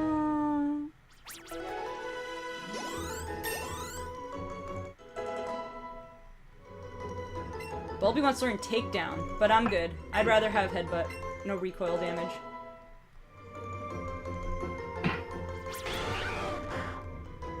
Alright, let's get some Meowth.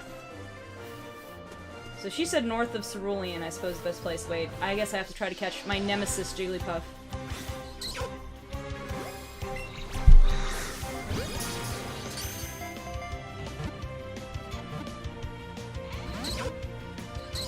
Jigglypuff, you're not that important.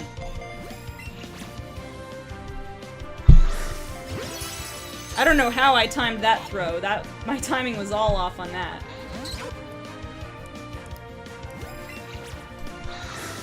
Jigglypuff.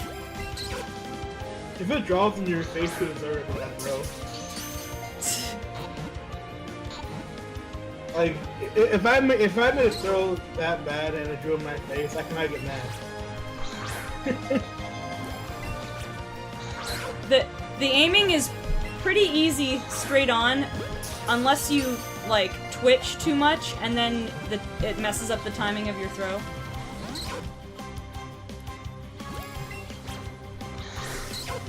Dang it. I was thinking maybe if I just throw it harder, it'll hit it in the face harder, and then it'll knock it out. Hit it right in that curl puff. Right? That little puffy hair curl. That's its weak spot.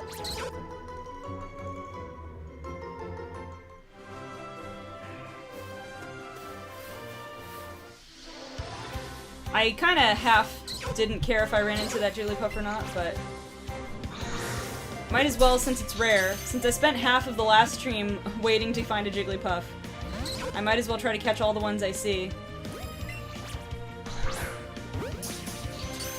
Alright, I need to face the TV like direct on like this, I think, to straighten my throws. Cause that seemed to work. Like I was just like sitting there on the bed, like sitting up and facing the TV like that. And I don't know if it just lined up my throw properly because I was facing head on to the TV, but it was a lot better. It was a lot easier to aim.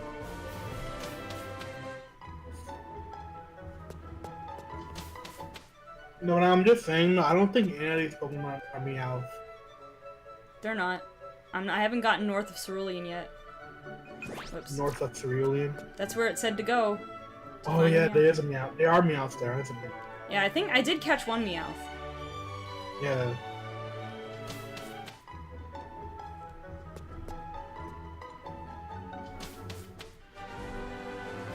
I thought there was some Meowth on this route too, but this route's kind of annoying. No, I don't remember seeing any Meowths there. Yeah, I thought in Gen 1 there were Meowth there, but... No, there were Meowths on the route you just came off of. On, in the original Gen 1s. Uh-huh.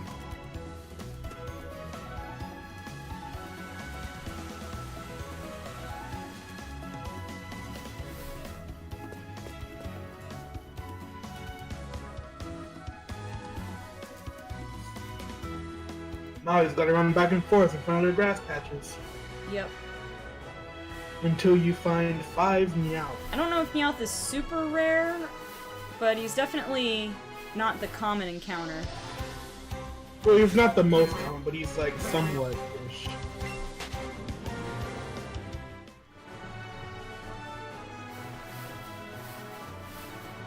Bellsprout. Get out of here. Bellsprout.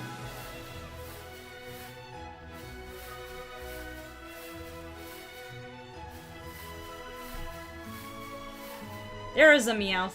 Come over here. It's tiny!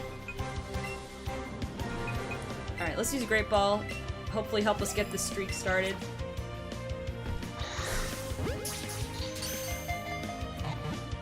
See now, this is what a Pokemon game should be. Just finding random Pokemon like roaming around freely. Like, that grass encounter, I really hated that grass encounter. Yeah, I mean, I guess that... Five and 2 steps, you get a freaking encounter. I hated it so much. Yeah, I mean, I guess that's an old RPG staple. Psyduck, get out of here. I don't care about Psyduck. Get out of here, Psyduck. You silly goose. I mean, duck. Psygoose. Alolan Psyduck. Psygoose. Oh, jeez. I heard Meowth. Come back here, Meowth.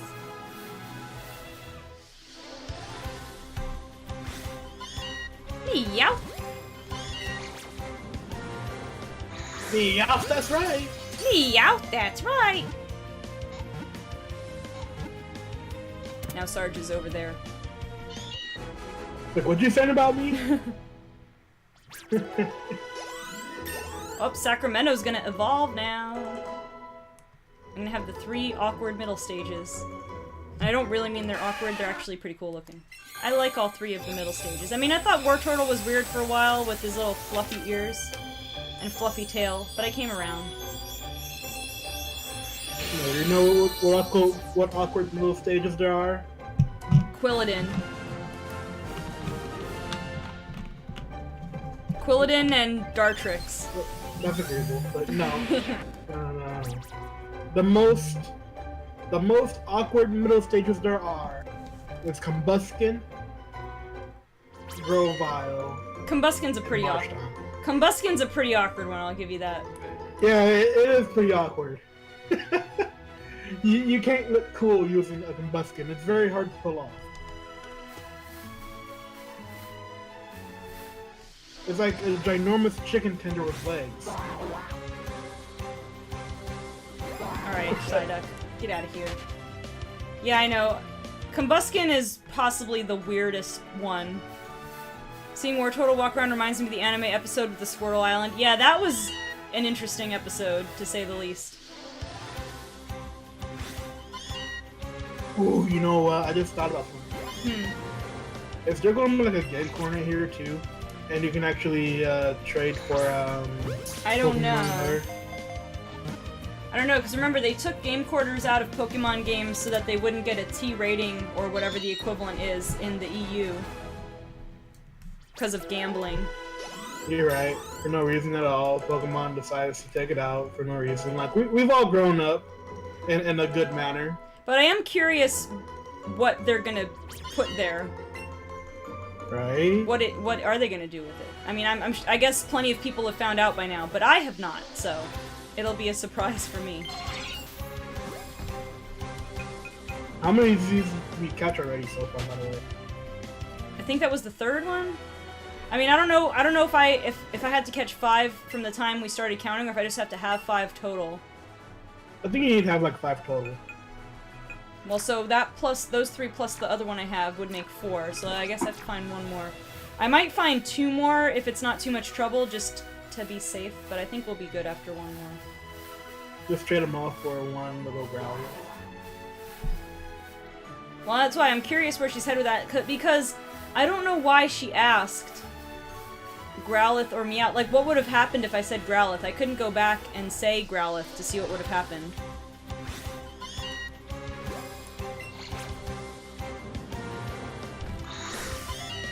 Aw, Meowth, you're so mischievous.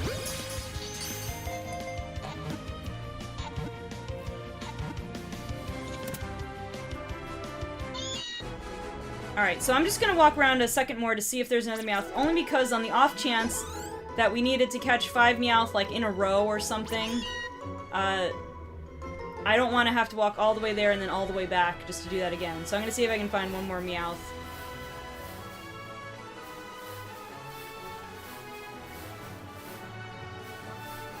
Meowsprout. Sigh.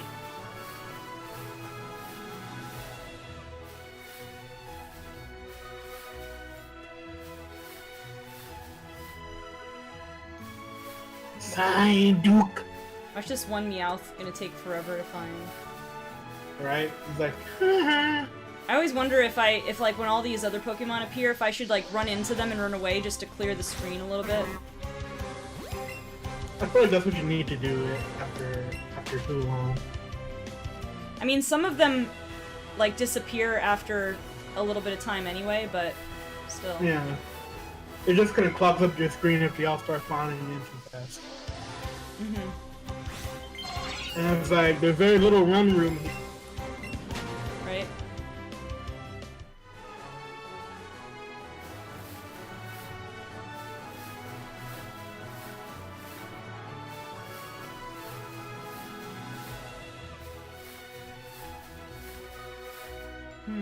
Oh, there it is. He just spawned right where I was stepping. Perfect. I don't know how it got that I angled from that, but okay. Never argue with mistakes. Something like that. Never argue with mistakes. Alright, we got our 5th Meowth. Let's see what Pokemon we have waiting for us. Hey, can you troll a Pokeball like you can in Pokemon Go? I'm not sure. I can't picture how I would do that. Maybe I'll test it. Maybe I'll test it out. I don't imagine that you can, but I can't make that call because I haven't tried. Like, it's so hard for me to do that too. I've finally gotten to the point where most of the time I'm pretty decent with the curveballs in Pokemon Go. But only if the Pokemon stays in the center. If they keep moving around, it's not that easy. You'd have to aim for the center once they start going back to the center. Yeah. Hey, you gotta time it perfectly. Let me go down this way, just in case we see an Abra on the way down. Oh, there it is. Ha! I snuck up on him this time. But can you catch it? That's a good question.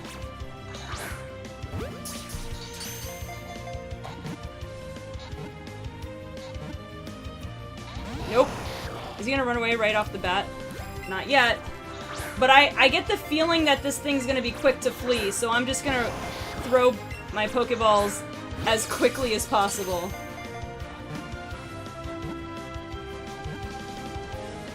Dang it, Abra. I'm not even gonna try to throw berries, because I'm afraid of just wasting the berries, because he's gonna run away. I guess... Yep, there he went. There he went. I knew I should have maybe hesitated and waited till he got back to the center, but... I mean, I guess I appreciate that they make Abra quick to flee. Like, it makes sense. I can't get too upset about that. You have to sneak up on Abra or they teleport away. Neat. Again, the only thing I don't like about the Pokemon running away is the fact that you can waste a berry and then they run away. I don't care so much for that. Like, is there any way of knowing if a Pokemon's about to run away, or is it just completely random? I could see it being completely random, like, with no way of knowing when it's gonna happen. But I'm curious if there's any visual indication on screen of if they're close to doing it, or have a high chance of doing it. Or if you just have to know how they behave. Oh, that was an accidental run-in with Vulpix, but alright. Target practice.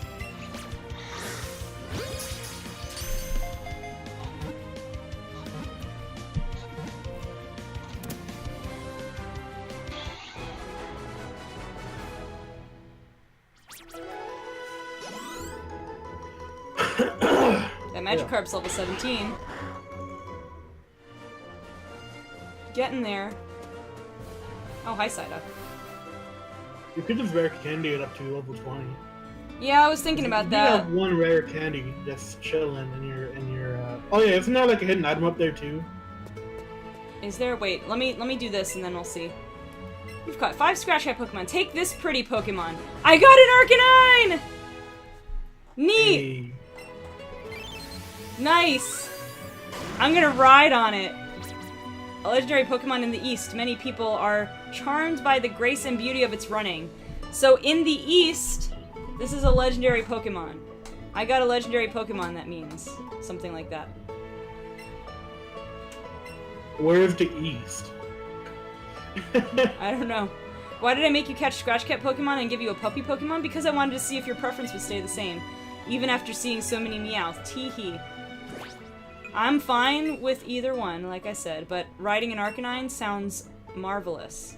What should I name this? Look at him! Look how big he is. What should I name him? Oh, let me... Thinking. How about Apollo? That's not bad. I'm gonna swap out Mew temporarily. No, I'll swap out Charmeleon temporarily because they're both fire types. Yeah, but to say, like, do you really need 2 fire types on the team? No, I know. I was just trying to think of who I wanted to keep on there, but all right.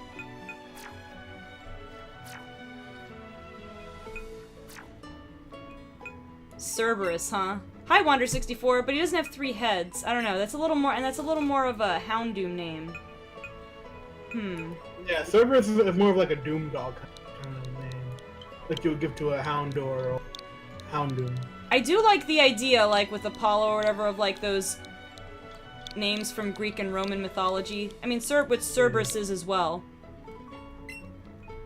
Alright, let's see this majesty. Yes! Look at how beautiful and majestic! This is awesome! Hey, man, get out of the way. I'm riding an Arcanine. Oh, how are they gonna do Cycling Road? Can I just ride a Pokemon down Cycling Road? I want to ride my Arcanine down This Cycling Road. This is like the best new permanent team member ever. Yes. It's like, look at this. Like, you're basically riding a bike at this speed. I know. Like, now you have to keep on your... Look at this. This is like way faster than moving than walking normally. Nice. Now you have the best kind of presentation in the game currently. Look at this. You're just running around. I know. Not caring about a thing in the world. It's pretty awesome. Alright, so let's see what happens at the fan club now, since we don't have a bike. Look at that painting in the back. He's got like his Pikachu and Eevee on the painting, but Eevee looks so sad. I'm the chairman of the Pokemon fan club. I raise more than 100 Pokemon. I'm very fussy when it comes to Pokemon. I surely am. So, did you come to here visit to hear about my Pokemon? Why, of course, sir. Dude gives you a Persian and has you collect Growlithe and Pikachu version. Persian is so fast. Oh, I can imagine, actually. Come back when you... Oh, I thought I pressed A. Sorry, I pressed B. Let's listen to his story. Oh, you see, my favorite Rapidash is the cutest. It's so cute and lovely and smart. It's almost too much to take. Plus, it's really amazing when you stop to look at it, don't you think so? Oh yes, it looks stunning and its heart is so unkind. You can't help but love it. And when you hug it when it's sleeping, it's so warm and cuddly. I like how, like, in the previous games, they would, like, cut out pieces, like, to represent time passing, but now you get to hear his whole speech. Plus, it looks spectacular, of course. Oh, and it's simply ravishing when... Oops, look at the time, I kept you too long. Thanks for hearing me out, I want you to have this. An Eevee set. What is this? Nani? To dress up like your... Oh, I can dress up like Eevee. Or something. Okay, now you take his cosplay a bit too far. Wait. This is my cosplay. This is my Eevee look, by the way. Oh, that's a cute cap, I like it. Eevee top. See, it's gonna be Eevee's dressed like me, and then I'm dressed like Eevee.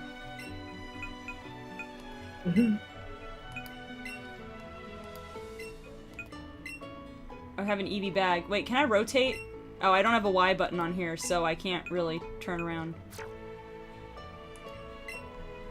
So let me make sure. I don't have anything new for... No. Alright, I am looking very fashionable, though. This is a cute outfit.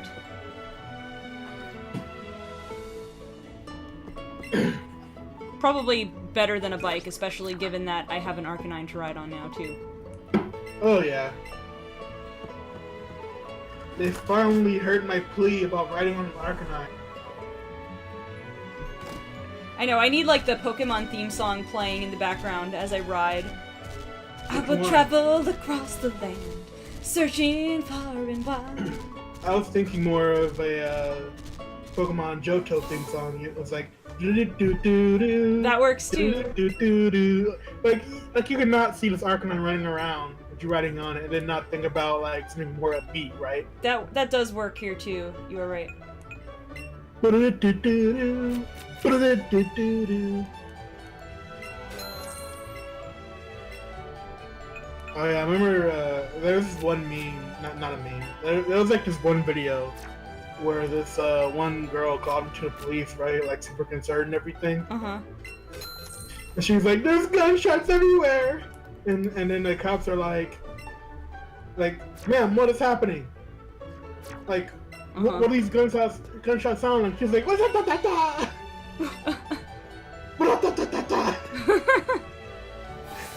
Also, Fat Halpert said that Seal in the Pokemon fan club is so cute, didn't notice it before. It is cute. Seal is a cute Pokemon.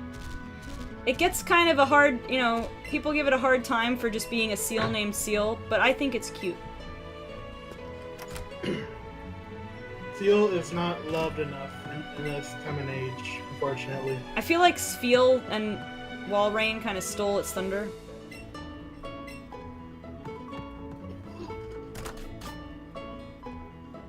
But Seal is cute too. Alright, so I guess, what do I want to do?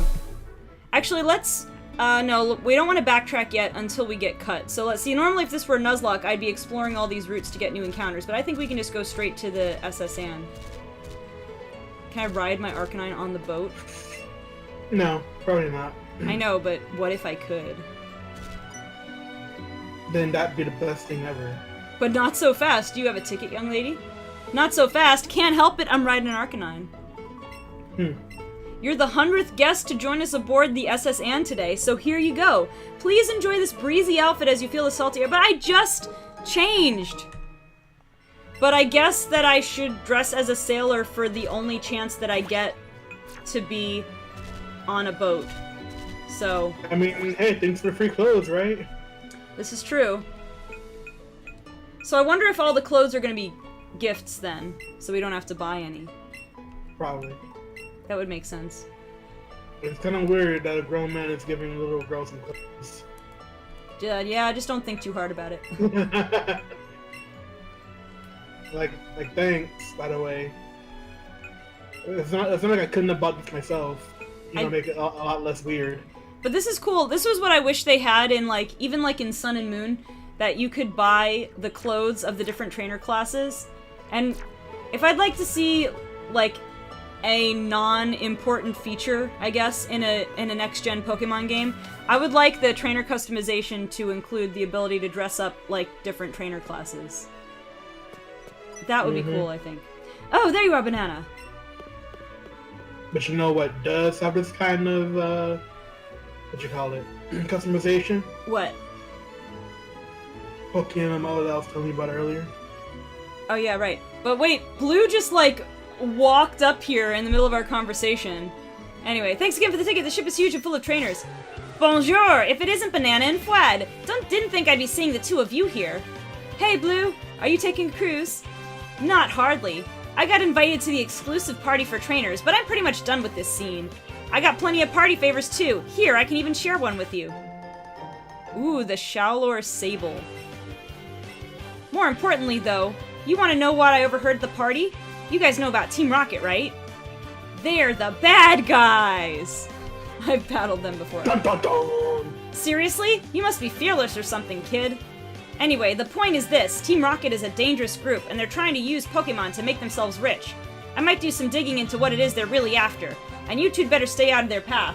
Oh, so Blue's, like, gonna do stuff? Nice.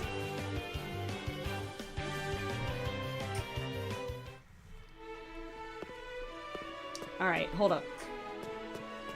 So, okay, now all the rooms are on this wall instead of this wall, which I guess visually makes more sense. Oh my gosh! What? This old man, the way he's laying down as I enter the room, just very off-putting. That was hello. That was like a draw me like one of your French girls pose. Dude. Hello. I didn't hear you come in. Yeah, Fat Albert knows what's up. My gosh. Hello, I didn't see you come in.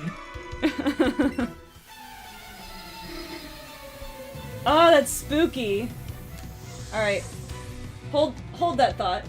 Hold the phone as I hold my phone. I have to answer Why the are you text. smiling, though? I don't know. Checking out your shorts. Like that one youngster that's like, hey, you can stare at my shorts.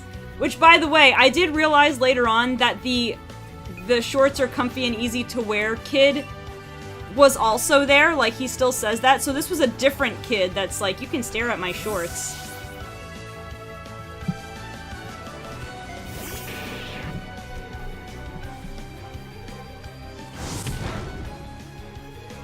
Oh, you haven't taught War Turtle's skull yet, did you? Oh yeah, I gotta do that.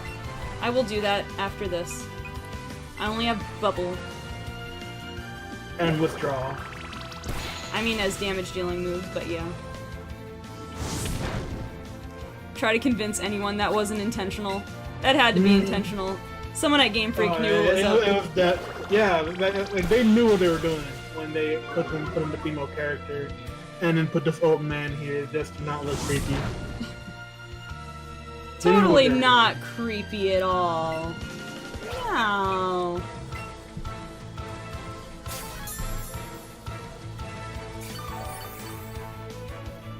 To be honest, I might just play some Pokémon Mo tonight.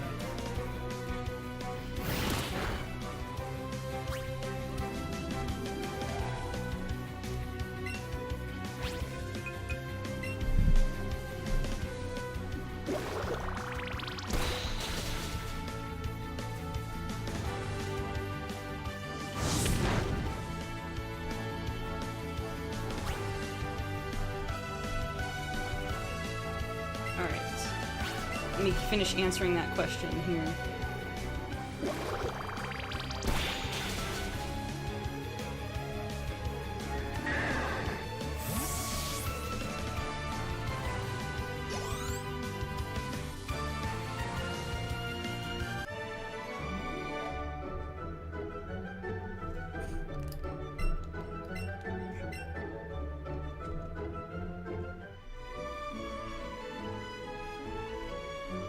You beat Gentleman Arthur.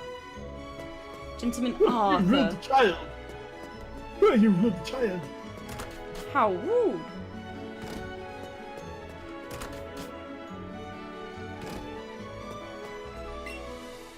Sure. Alright, so now we know we have a place where we can heal. Nice. It's just because I look like her little sister. Interesting. Was she dressed like a sailor too? Was she also greeted outside by a strange man and given a sailor suit? Yeah, I don't know. Also, don't forget to teach her Squirtle, not Squirtle, War Turtle Song. Yes, thank you. Yes.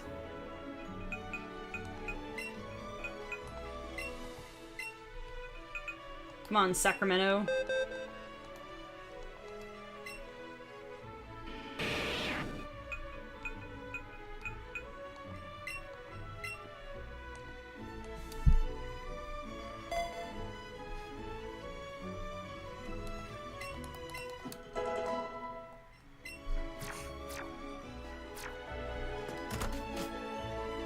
One, two, and ta-da! Whoa, Wigglytuff. Just Wiggly jumping tooth. on the bed. Wiggly tooth. Pew-pew. Pew. Wiggly tooth. Wigglytooth. Wigglytuff. Guildmaster! Guildmaster Wigglytuff.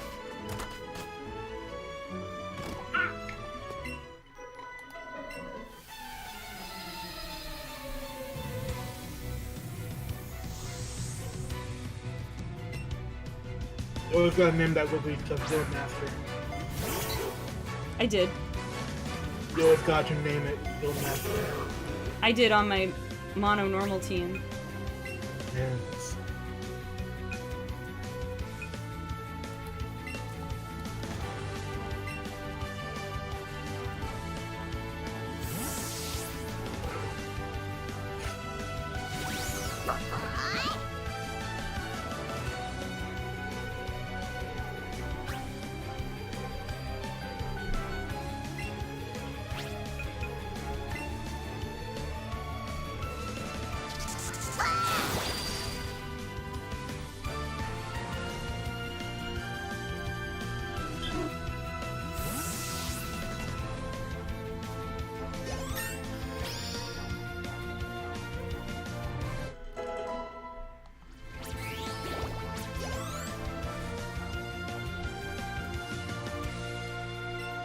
Alright, Pikachu. Let's see what Apollo can do. Depending on what level this Pikachu's gonna be.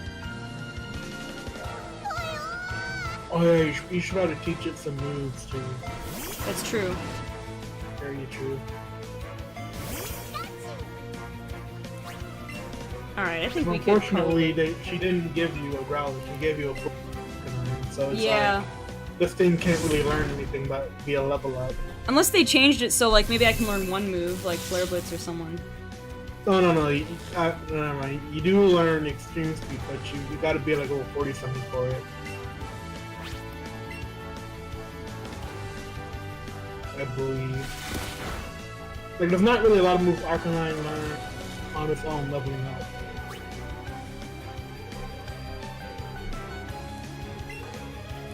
Alright, I should be done answering my text here. I apologize for the lack of attention.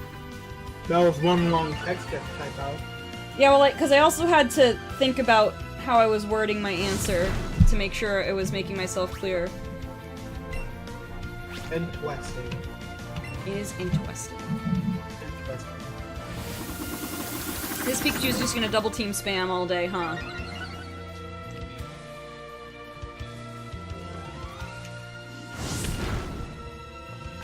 It doesn't matter, because my Arcanine has eyes.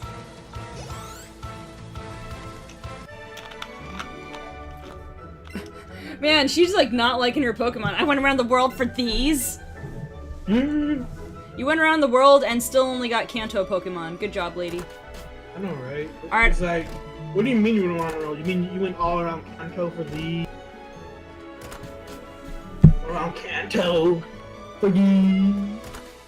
Like, show me an exotic Pokemon I've never seen before, like Meltan. Then you can say you went all around the world for these.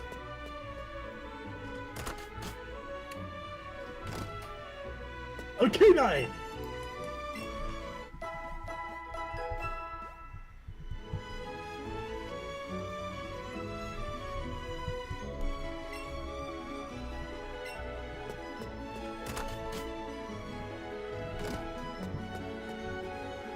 Oh yeah, by level 34 you get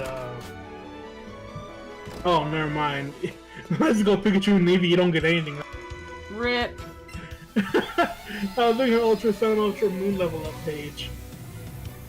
Let's go Eevee and let's go Pikachu, you don't learn anything. Rip. Because Extreme Speed was not a move back then. Oh man, they really got in the way there. And gave you a Mon with very bad moves. You have to teach it like...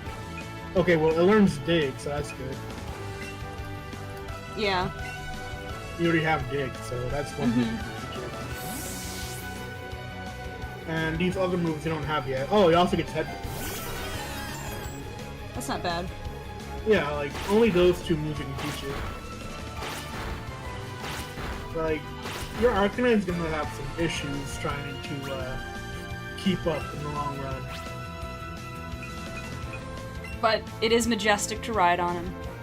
Oh yeah, definitely. I would definitely say it's a good team to have on you.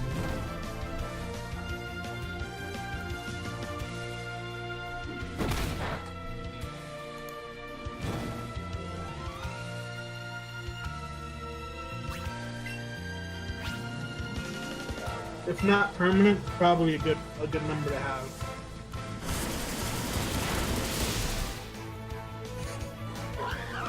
Hey Sarge, you sitting up now? You tired of taking a nap over in the corner?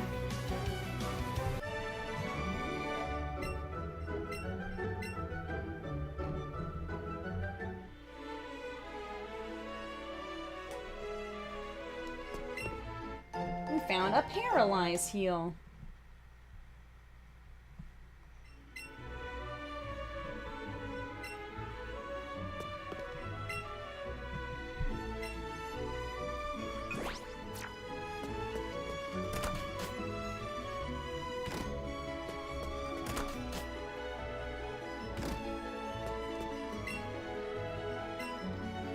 Oh, it's Looker, or Looker's dad, I guess. The international police agent. Or is it Looker? Or is it Looker in the future? You know that theory that this guy in Gen 1 is Looker? Because he's an international police station agent? But see, in this game, they made him an older man, so maybe he's Looker's dad. Wait, is this how he winded up freaking washed up on Hoenn? Freaking... I think that's... not knowing what happened to him. I think that is the theory. And the SSN just crashed somewhere and he just like floated adrift. I believe that is the theory. Okay, wait, I don't think... Oh, wait, yeah, maybe Oh man, there's so many theories being made right now just because of that one little text box. Nintendo's over here like, nope, didn't happen. Why? Because we didn't write it that way. If you didn't say his name was Looker, then it's not Looker. It's basically what Nintendo's saying. Wants to see what's up ahead on the ship. Well, I think we have to fight these guys first, so hold that thought.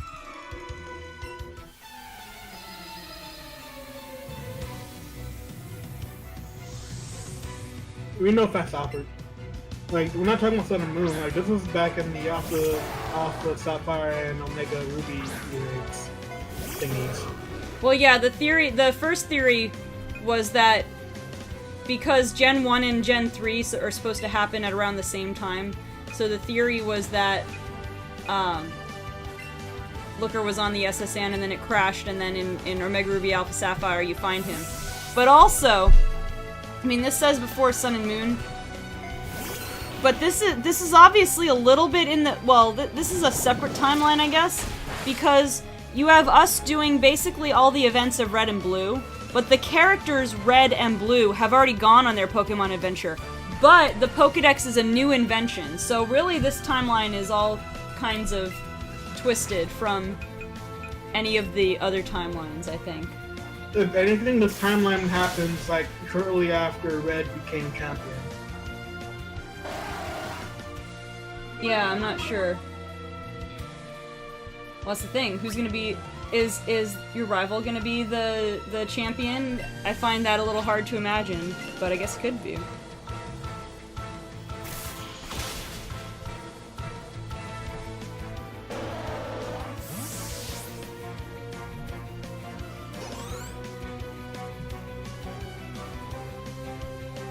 Machop.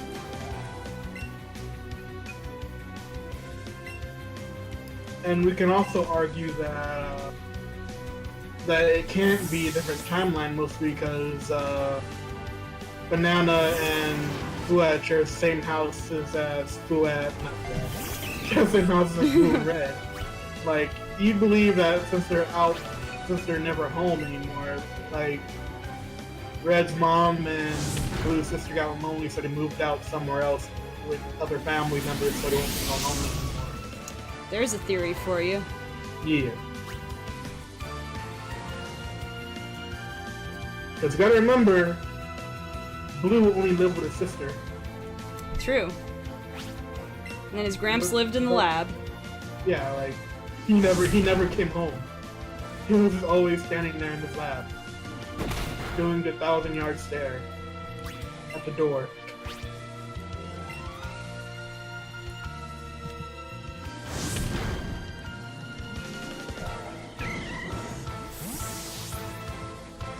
So yeah, I'd probably say that this happened like maybe a year or two after Red became champion. Yeah, we'll see. We'll see if we get any more insight into how this matches up.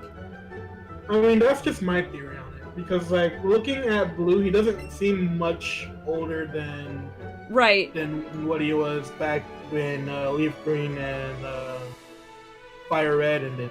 Right. I mean, it does look like. And he looks younger than the ones that we saw in Ultra Sun, Ultra Moon. Right, that's what I was thinking. He looks younger than in Gen 7. Yeah, so if anything, this happened shortly after Red became champion. Man, Chronopod, I don't think that's what happens, but that would be cool. If you and your rival did a double battle against Red and Blue for the champion battle, that would be pretty cool. It's a shame we do not have couch co-op though, because I do not live in Florida. Sadness. That would be a cool, like, option though, if you had the ability. I know, right?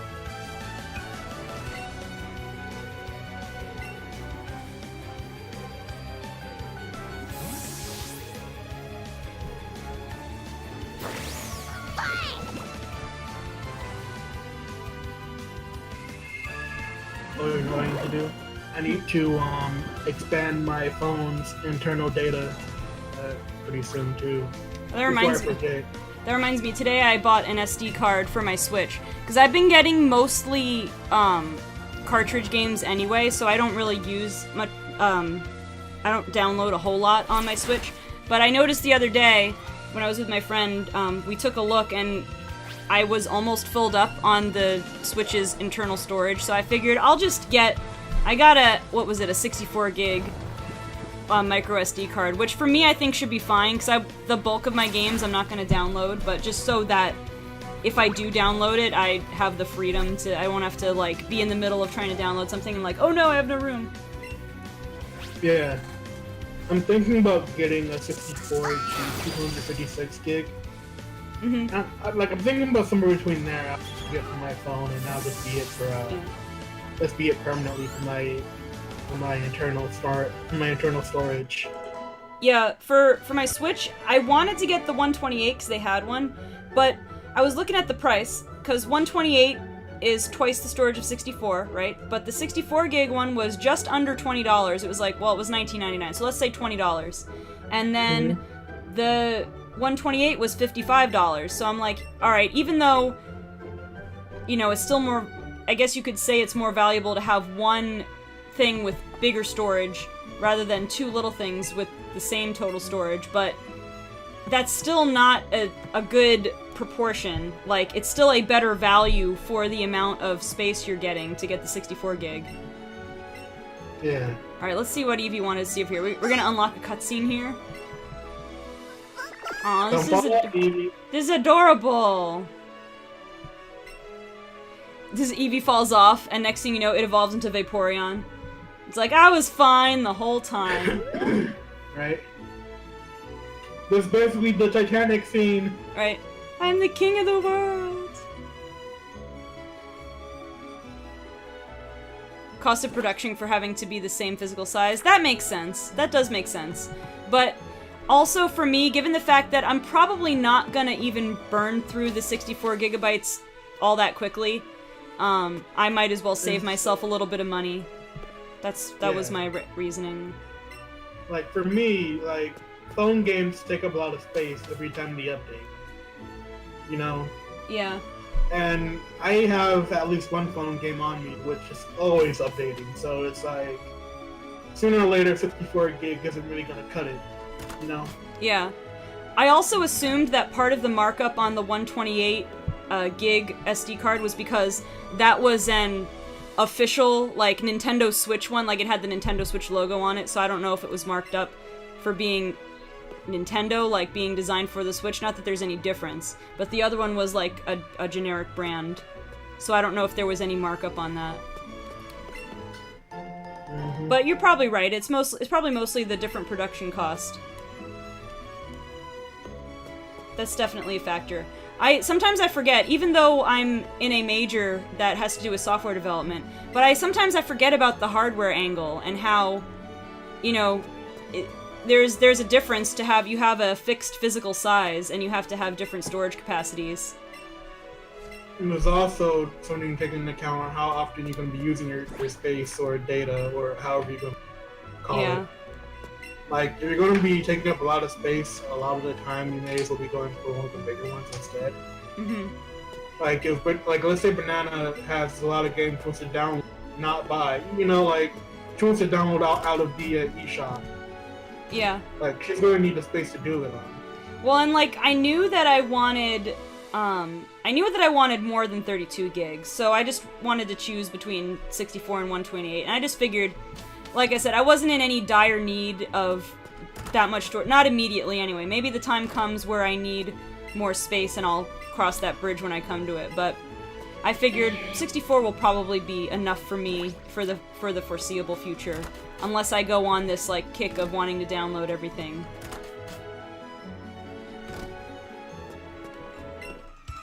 You know what they say about sailors? No. We're all itching for a fight after ages at sea. Sure. You know what I got to say about a sailor? One of them gave me my clothes. Yeah, probably $5 to $10 extra for the Nintendo license. So yeah, if you think double 20, it's 40. You take maybe $5 to $10 for the Nintendo licensing, and then the remaining, the other $5 to $10 for the production cost. So that makes sense.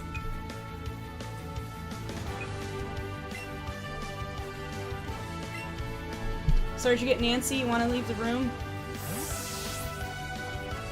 There's nothing very interesting out there right now, though. It's more the fact that he just does not like having the door closed.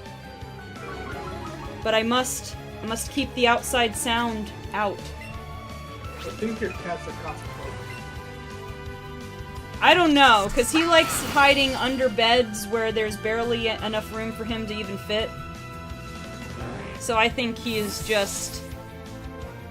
I don't know. He likes keeping his options open. Is one way to put it. You just get sick.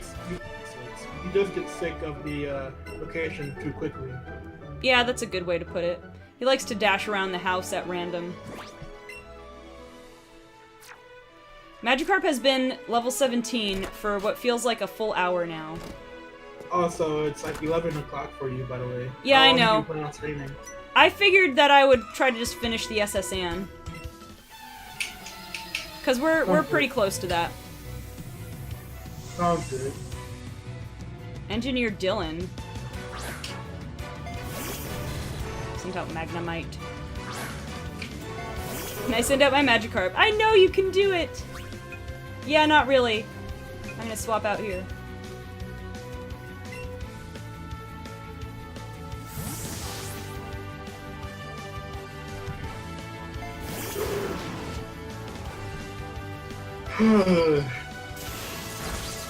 Wait, that did a little more than I wanted it to, so let's potion up.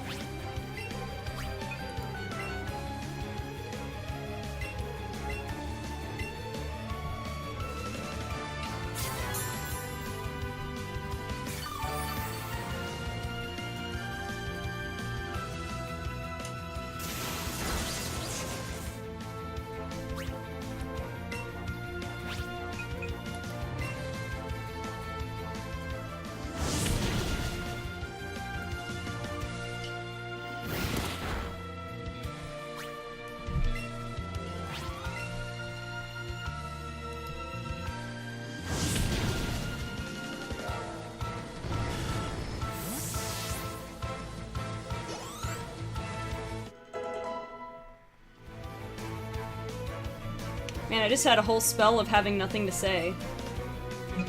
Same. I'm just like, hmm. You're. I don't know what to say now.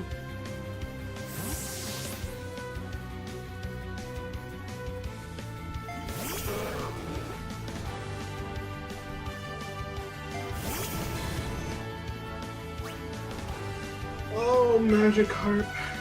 Oh, Magikarp. Magikarp. Oh, Magikarp. Yeah, but this is one way to make Magikarp hate you. Just saying. Just die to this. Just die to this Magnemite right here, real quick. Right, I gotta heal up the follow real quick. You good, right? Yeah. You... Oh, did I just get like one of those Pokemon Ami bonuses where just Eevee just randomly dodged something?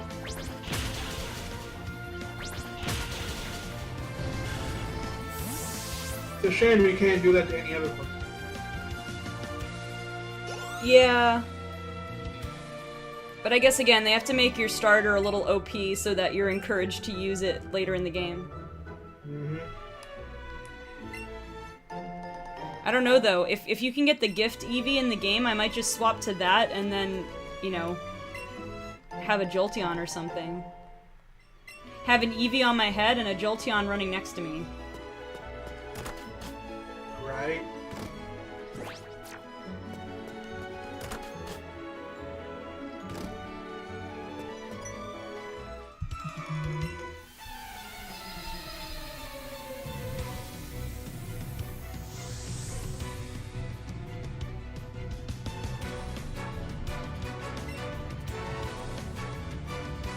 Alright.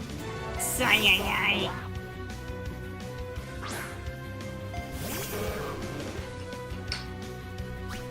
Hi. Let's send out Sacramento just just for the heck of it. Actually, I should have taught it headbutt as well. I should have. No, that's your head smash. Head smash now. Oh boy. The ultimate headbutt. You hit them so hard, you smash your head. Exactly. Your skull just goes into little tiny pieces. Freaking implodes. Great.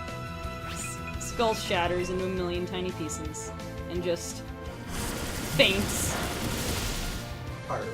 So Skull basically did as much as Headbutt. Oh no, I'm confused.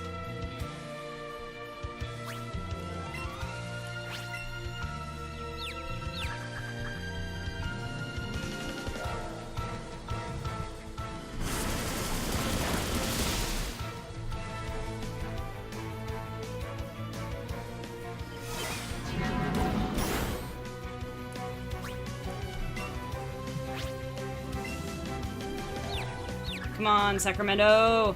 Yeah!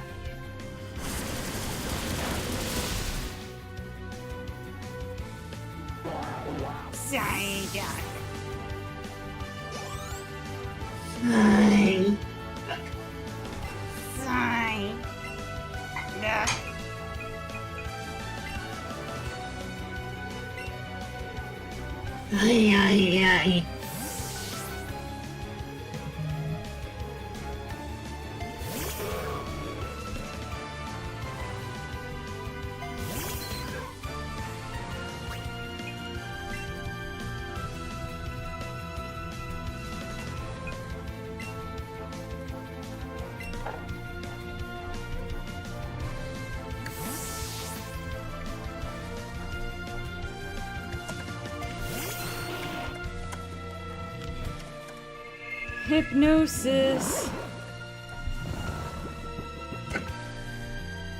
I still can't get over Poliwag has whatever it is, base 95 speed as a basic Pokemon. Whoops, I used the wrong thing. And it like actually loses speed as when it evolves. For real. Like it's faster or as fast as Hydreigon or something like that. Yeah, Poliwag's super fast, but it gets slower. Right. Like, come on, Poliwag. You can be like one of the best Pokemon ever, but like you get super slow when you evolve. Nani. Come on, Bulby, wake up! So peacefully sleeping. If anything, you shouldn't evolve your Poliwag just because it's better. Right. Easy to get a hypnosis off. Right? Look how fast that HP went down to that Vine Whip. Just like, bop.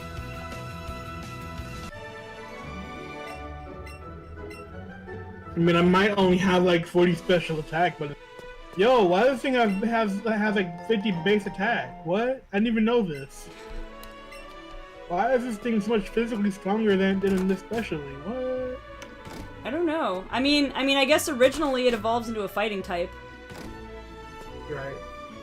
But still, it's not what you would normally expect. You're right. You're right. Hello, stranger! I can't tell if you're from the seas or mountains, but stop and chat. All my Pokemon are from the sea. All my Pokemon are from wherever. Fisherman Barney. Look at that face! Apparently, you can get some Johto evolutions and the Skull Pokemon in the Eevee. Politoed, you can get that. Okay. I don't imagine you can get Espeon or Umbreon because of the fact that there's no day and night, as far as I can tell. Unless it's an internal thing that keeps track. Probably not, because there is no day and night. Yeah.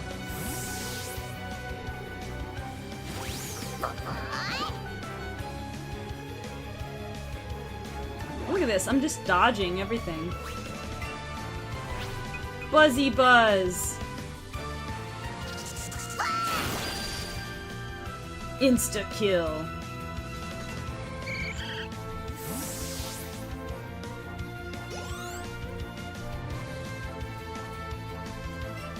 Horsey! Oh man, can we get Kingdra in this game? That would be pretty cool. Alright.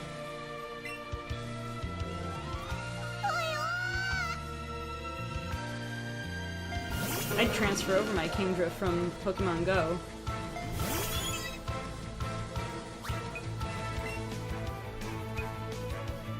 Mood.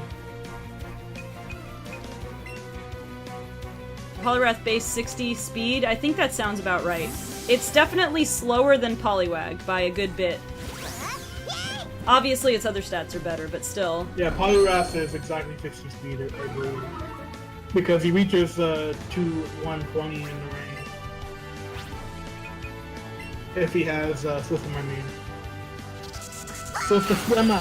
What's Politoad's base speed? Politoad? Yeah. I believe it's the same. No, it's base 70. A little bit faster. Yeah, just a little bit. Just a little. Just a little. Because like Poliwrath is the evolution where he stays a tadpole and he's just an adult tadpole, and then Politoad is like, hey, I actually matured into a frog. I know, right? Oh, let's see. Which room was it again? Not this one. Like Poliwrath is just a tadpole that can. A tadpole that can what? A tadpole that can beat you up. Yep. A That's tadpole what Poliwrath is. that can punch you.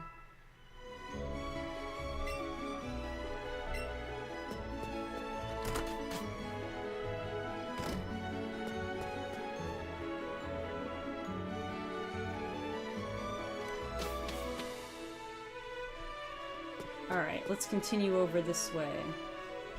We're nearing the end. Hello, my man, my good man. I have journeyed far and wide, but in all my travels I've never seen any Pokemon sleep like this one. It's a massive, a huge, round Pokemon. You're not gonna show me a picture of it? Dude, what gives? Well, so much for that. Is he talking about a Wilmer? Snorlax. Oh. I mean, I could see your confusion. They're basically the same shape. Yep. Oh, Magikarp. I think my Magikarp might be able to win this one. I'm not sure. Then do it. We're at the same level. Do it. Come on, Magikarp. Levia, I believe in you. The world is gonna roll me. I ain't the sharpest tool in the shed. They were looking kinda dumb with their finger and their thumb in the shape of an L on their forehead. Alright, I have a slight advantage here, so we can do this. It's like at least a 5-hit KO, though. It might even be a 6-hit KO.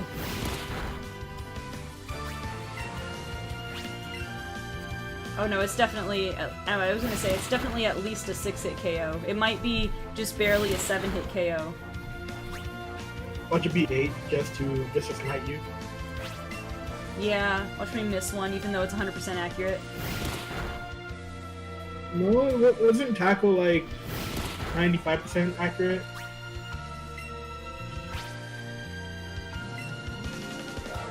Because I remember Tackle being one of those attacks. Tackle was 95% accurate until Gen 5. It was 35 base power and 95% accurate. In Gen 5, they made it base 50 and 100% accurate. Then in Gen 6 or 7, they nerfed Tackle to base 40, but they kept it 100% accurate. Tackle is one of those moves that just never got a break. Yep. It's like one generation better, next generation is now garbage. Yeah. And I think it's like Skull Bash, where over time they kept slowly buffing Skull Bash, trying to get people to think it was a good move. I mean, Skull Bash is just that one meme. Like, you wouldn't really use it unless you're trying to make... I mean, 2-turn moves can work in-game, but competitively they are way too predictable. Yeah, like, you have to have some kind of, prediction skill going on. Like if you were to have substitute with it, then they can probably work. But it's also boosting the defense. Yeah, I mean at least that's one of the things they did to make Skull Bash more useful was give you that defense boost.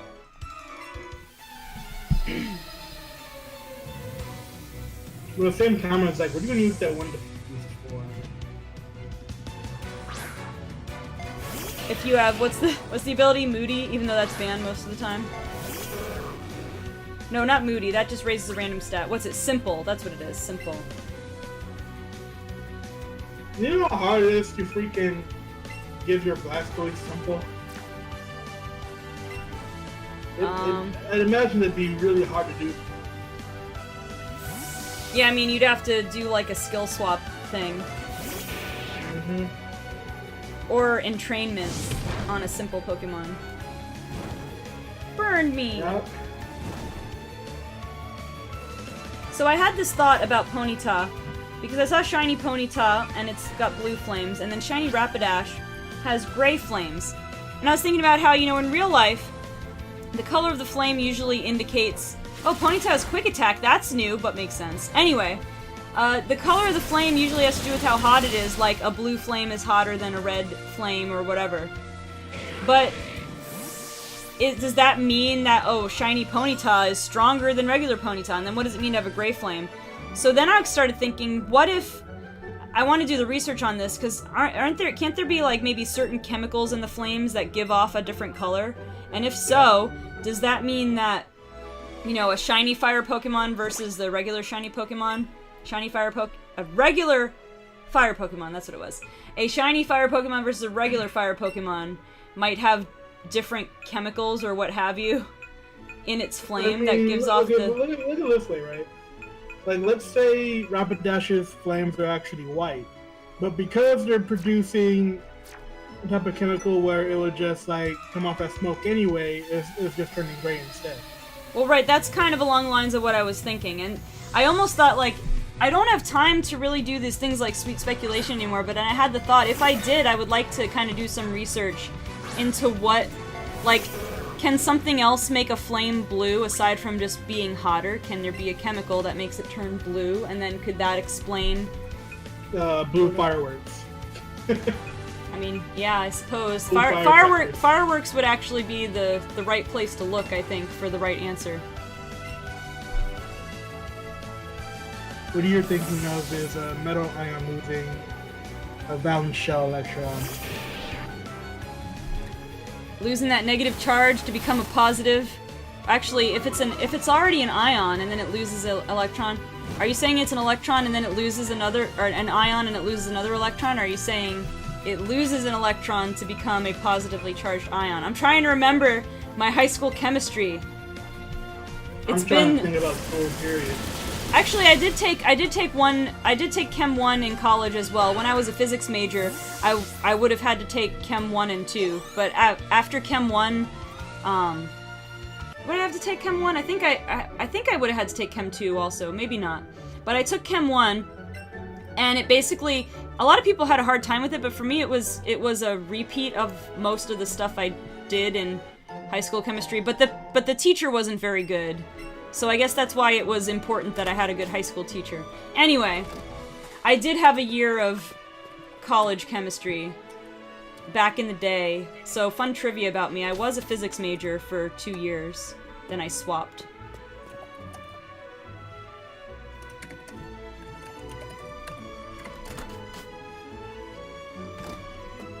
Keep picking the wrong door. Good thing I don't keep picking the door with the old man on the bed, though. It loses to go down to a stable electron. Okay. So it like has a negative charge and... Right, so isn't that like the... Or no, I guess it's not like that. I don't know. Like I remember learning about the noble gases and how they all have, they all either have 0 or a full set of 8, so they're neutral, and those are like the gases like neon and stuff, the ones that you run an electric charge through and you get a color. I remember our high school chemistry teacher called that last column of the periodic table, she called them the happy campers. because they already had all the electrons they needed, or no electrons, so they were neutral, and so they were happy, so they weren't unstable, or whatever. Whatever the proper terminology would be.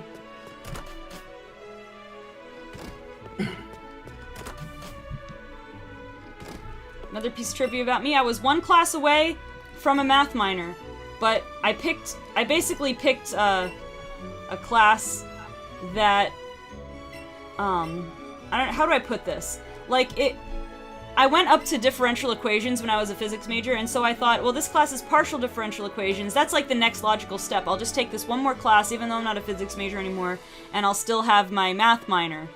And I don't know. I think it was the structure of the class was weird, because ordinary differential equations, it's like this class, if you're not a math person, you find it ridiculously difficult, and I know a lot of people who were, like, physics majors or something, and had to take it for their major who found it difficult.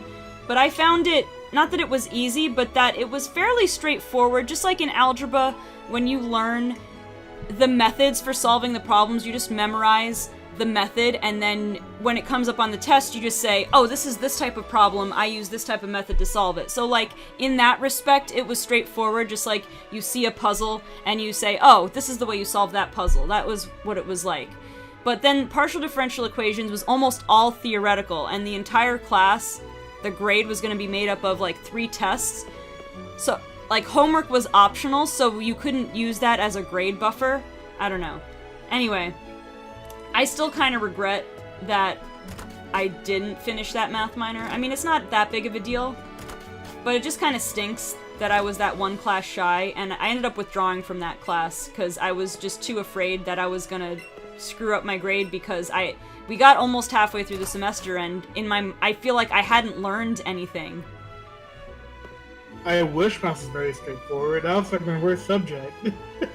Oh, Fat Halpert was a physics major, then switched to engineering to get a better chance of a more marketable skill. Yeah, part of the reason that I left physics was looking at career options. I didn't find anything that I wanted to do. Like, I didn't really want to do research, and I didn't really feel like doing teaching, which seemed to be the next most common path for physics majors. At that point, I felt I was too far along to go into engineering, because engineering is kind of one of those things, like, you gotta hop on and do it all the way through, so I didn't feel like I could go on board with that. So I did digital media, because my school had a game design track, and they had a graduate program for game design, so I thought, okay, well, I'll do that, and I'll do the graduate program to get me, you know, in, maybe hook me up with a company or something. But I got to the end of undergrad, and just, I wasn't ready to commit to graduate school, so I spent a couple years just kind of chilling, just out teaching skating and stuff, and I didn't have any student loans because I was lucky with scholarships, so that gave me a big luxury of being able to sit back and think about it. So then I went back to this school that in my area that used to be a community college. Now they have a 4-year program, and I started out just like, oh, let me get this associate's in programming, and that'll just help me get a foot in the door in the industry.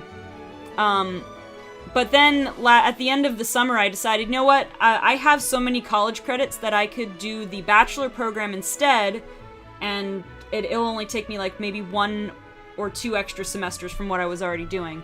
For an AS, I can get a BAS instead. And, yeah, so now I am basically a software development major, so that's fun. Oh, hey, Fwad! Hey, Banana, over here!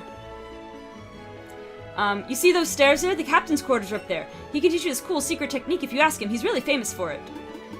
Though, he looked pretty done in by seasickness when I saw him. Hey, before you go meet him, how about I take a look oh man, he is gonna battle me. For a second he threw me off, because we already talked to him at the beginning. I'm like, oh, maybe. Also, wait, how'd he get past me? Because he was upstairs by the entrance with us. And I didn't see him pass us. He just, like, teleported. You know, it's kind of ironic how a freaking captain of a ship gets seasick. Yeah. While the ship is not moving, by the way. I know, right? They're not even moving here, and we already... Fat Albert says, partial differential equations aren't that bad, just multivariable differential equations. See, I feel like they probably wouldn't have been that bad. And honestly, right before we got to the first test, their professor did start teaching us some more practical things, like actual methods for solving, which I thought, oh, finally. But at this point, we were 40%, 30 to 40% through the semester. We hadn't done a single thing for a grade yet, and we had a big exam coming up, like, in another week. And I feel like we hadn't spent enough time learning anything. So, honestly, and maybe I should have stuck around to try to see it through, but the withdrawal deadline was coming up, and I kind of panicked and decided, no, I don't want to deal with this. So I don't know if it's because of the professor. I mean, I can't blame, it was a senior level course in math, so of course they're gonna teach it from the theoretical side, because it's a design for math majors, so I get that. But I don't know, it just kind of panicked me. I took multivariable calc, that was in Calc 3, I believe? I believe that was in Calc 3, if I remember correctly. Was it? I want to say it was. I don't know. I'm like hazy now. I'm hazy on that now. This is basically the simulation of having the Pokemon outside like Ash did.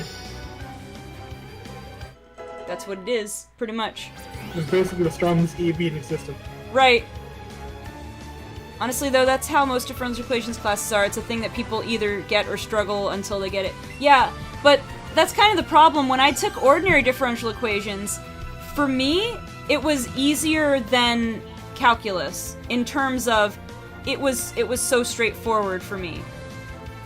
I don't know why. Maybe it was just the way that professor taught that class. But then I got to partial differential equations, and it was just a different professor and everything, and it was presented completely 180 degrees different from how ordinary differential equations was taught to me. So I think that scared me a little bit. And yeah, I mean, I know that none of it's really an easy subject matter, but that's probably what threw me off. I had such an easy time in ordinary differential that I expected partial differential to be easy as well. Like, easy in air quotes, of course. Like, I know none of it's easy, but I expected to get it right away, but I didn't. So that frustrated me, I guess. Yo, that double kick didn't help it. I know, because this is the strongest Eevee in existence. Who needs tight matchups? I know! This Eevee is quite literally the strongest Eevee. Actually, no, I'm gonna get Switch Train Magikarp there a little bit more. Eevee just runs away.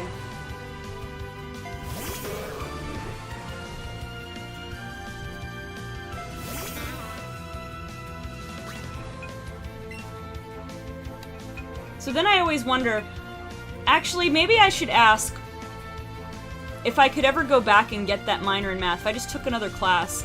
But now I'm at a different school. I don't know. I guess I would have to do it at the university that I was taking it at. I don't know. Maybe I should check if the college that I'm going at would let me take another math class. I think Eevee and Pikachu will go to Ubers. Especially, you know, I realized what that symbol is of the Eevee, or in the other one, the Pikachu waving the Joy-Con. If you wave the Joy-Con, if you're using the Joy-Con, I forgot about this. Pikachu, your starter has a special assist ability that just raises all of your Pokemon stats by 1. Yo, that's actually fantastic. Pikachu and Eevee for Ubers. I mean, they'll definitely be banned from Little Cup if they weren't already. I mean, these two are. Right, these two specific Pikachu and Eevee banned from Little Cup. They're too strong. They're learning all the moves that they're not supposed to. I know. And then they get to learn, like, basically all of the HMs, even though it's not really... I don't think they're in battle moves, but still, they get to, like, cut down trees, they get to surf, they get to push boulders or whatever.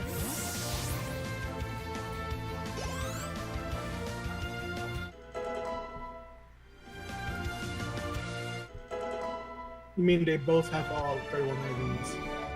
That, yeah, I did hear that they have perfect IVs.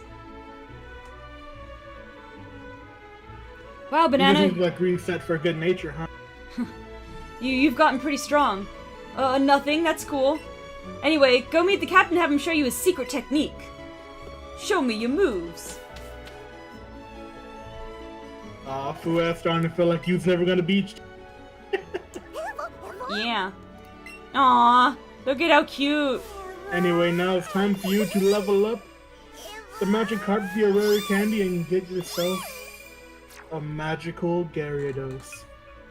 Yeah, let's see. How far am I? Am I this whole level pretty much?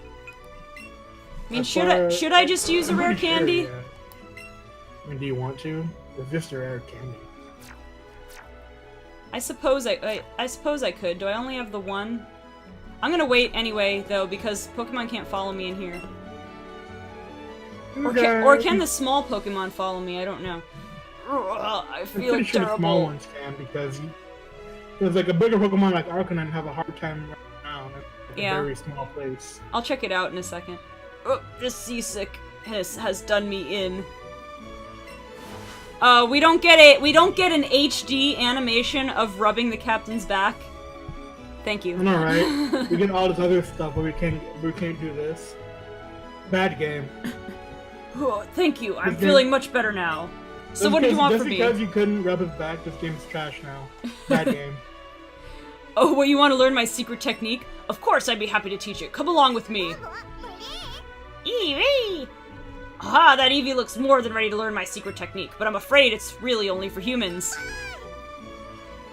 What's this? You really want to try and learn it no matter what? This is how OP your starter is. They can learn a technique only designed for humans. Well, color me surprised. And that's not even added to their move slots either. I know! I've traveled all over this wide world, and this is the first time I've had a Pokemon want to learn my secret technique. But with spirit like that, well then, who am I to say no? Actually, remember, it says in the summary, came to Kanto through some mysterious force or something like that. Title Tyrant said maybe they're Ultra Beasts. I'll teach my special secret technique even to that Eevee of yours. Come with me, little friend. Now, watch carefully. Hiya-da! Hiya-da! I will say, at least we got an animation, kind of him cutting down a tree. Whoa, it really went and learned Chop Down. Using Chop Down, your Eevee will be able to help you chop down thin trees. You could go give it a try, that's right. Hopping in place would definitely chop down a tree. Right. But hopping in place, that's how you cut down trees. Yup. Alright, let me test this out. Will they follow me out here?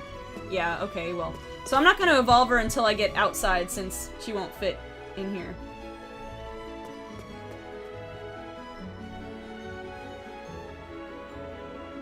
And I'm going to change back into my Eevee costume.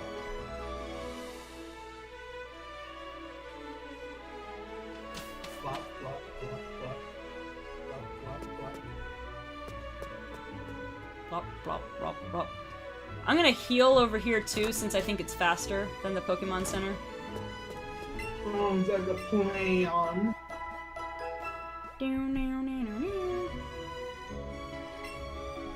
I like how this boat just waits for you to get off before it leaves. It's such a polite boat, isn't it?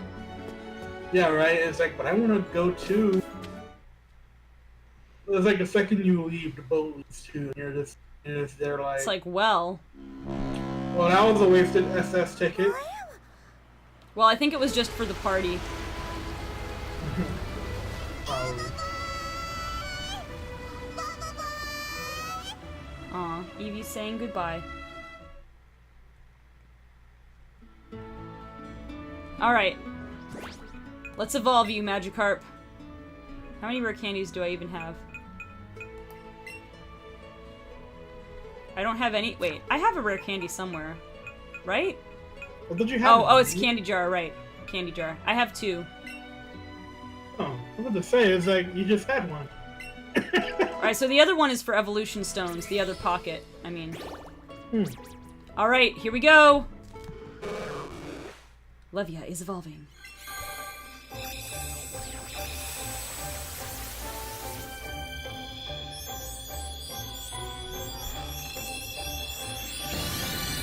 There she is. There she blows! She's a Gyarados. Talk to the girl on the right. But Albert just almost immediately tried to go. Brutally vicious and enormously destructive, known for totally destroying cities in ancient times. The atrocious Pokemon. Learned Bite. I'm gonna teach you Scald, cause it's better than nothing. And it's still stab. You're right. Oh yeah, I wanted to teach Headbutt to Wartortle as well, and to Apollo. And I should teach it to Gyarados as well, why not? You may as well teach Dig to Arcanine at the same time. At least then we'll have some more coverage. Yeah.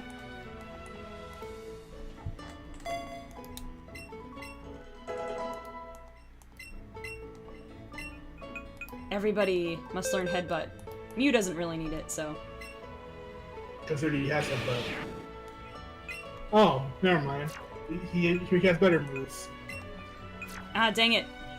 Pokeball Plus is betraying me again. What, you smacked someone across the face by accident? Nah, not quite, but still.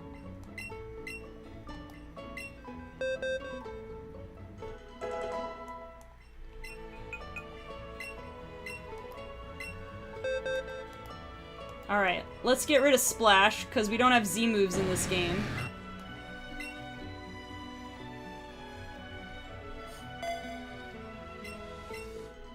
I love that they made Z Splash, like, almost like a troll move, because it's like, oh yeah, Splash doesn't do anything, but Z Splash raises your attack by 3.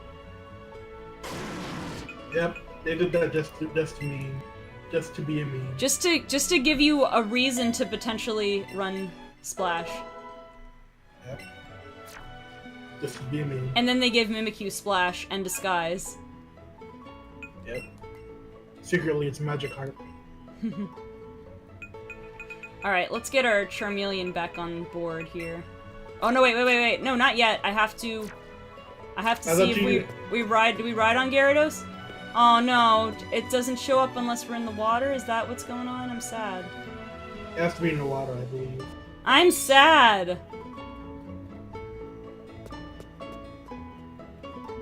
Let me go into a wide open space, but yeah, I think that's... Also, Fat Albert said he wanted you to talk up on the right. On the dock, the girl up on the right. Alright, hold that thought though. First let me swap this out here.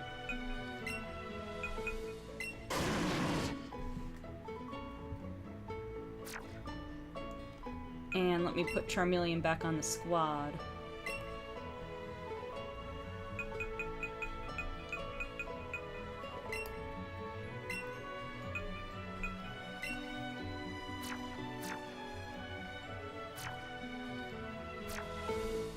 Alright. Whee! So wait, there's a girl on the right? The girl... Oh, this one. Oh, that's... What's her face? Mina? Who? Yo! Ah, well, shoot.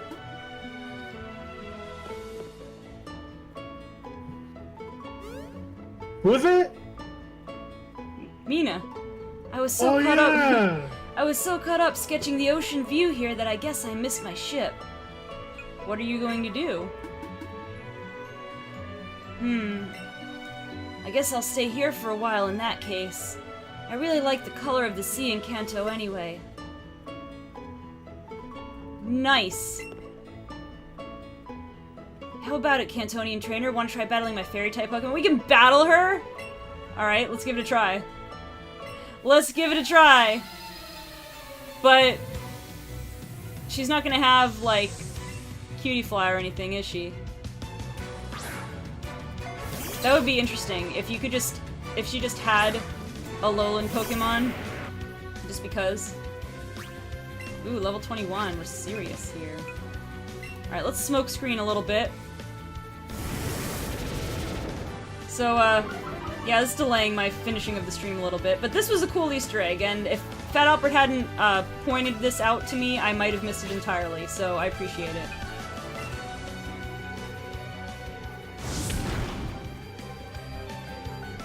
Disable. That was kind of a cool disable animation, I have to admit.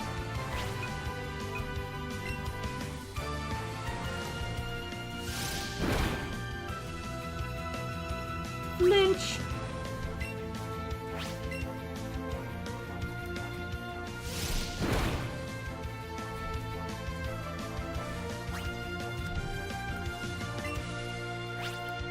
So yeah, that is so yeah, that is a younger Mina. She's got like the overalls and everything. So this is before the events of Sun and Moon. I mean, I guess that makes sense because Red and Blue are still kind of young, but the whole timeline of the Pokédex is different too. I don't know. This is interesting. Mr. Mime. I don't even know who I want to use. Let's use Bubblegum because why not? I got good stats. The best of stats. The best of stats. Those 6 100s. Oh man, Mr. Mime came out ready to go. Look at that. You know, these same niggas over there like, is that a fairy? Looks like a fairy. It's a nice crazy how reflect you got Mew there. is basically a fairy, but it's not a fairy type. Yeah, I mean, it's basically a psychic cat embryo. Right? Max. Seismic taunt. That set damage.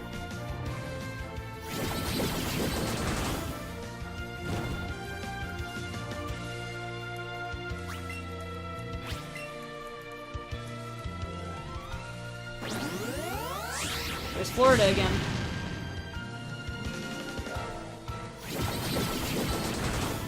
Oof, we got a high roll on that. That was a high roll on that Psywave there. That was kind of scary. But we're good. We're alive. Oh, I didn't know it was a 200 roll. Yeah, I was gonna say, I think that was the highest one possible. Hey, still using Pokeball? I started today. Yep, she's still using it. Yeah, I am still using the Pokeball, except I started Let's Go Pikachu, and I'm trying that with a combination of like the Joy-Con when I'm in console mode or just using it in handheld mode. But, so I'm trying to see the difference. Ooh, I got a bottle cap. We know there's hyper training now that we talked to that Mr. Hyper in the daycare center, so. Oh, wonderful, you and your Pokemon battling side by side. Now that's a great composition. Whoa, that's a big word for a not grown girl. I'd love to draw a picture of you two. But I won't, apparently. I can't go back to Alola until I feed you. Just kidding, but let's battle again sometime. Neat. So are we gonna get to see Kukui? Cause like he came over to Kanto and challenged the Pokemon League and stuff? If anything, you'll see him at like the end of the game where it's like leaving the Elite Four.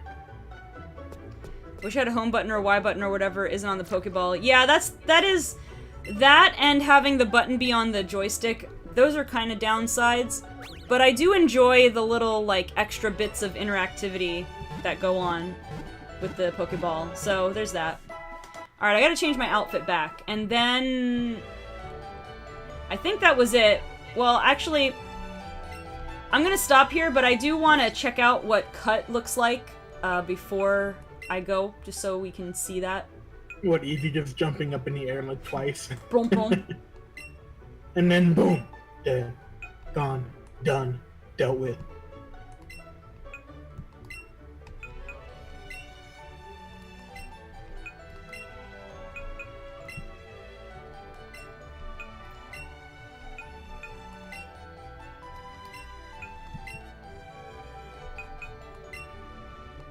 Alright, now we're really styling.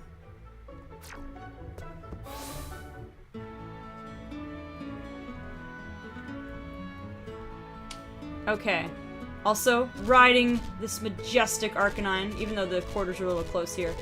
I'll just run back and forth a little bit here to enjoy it. Whee!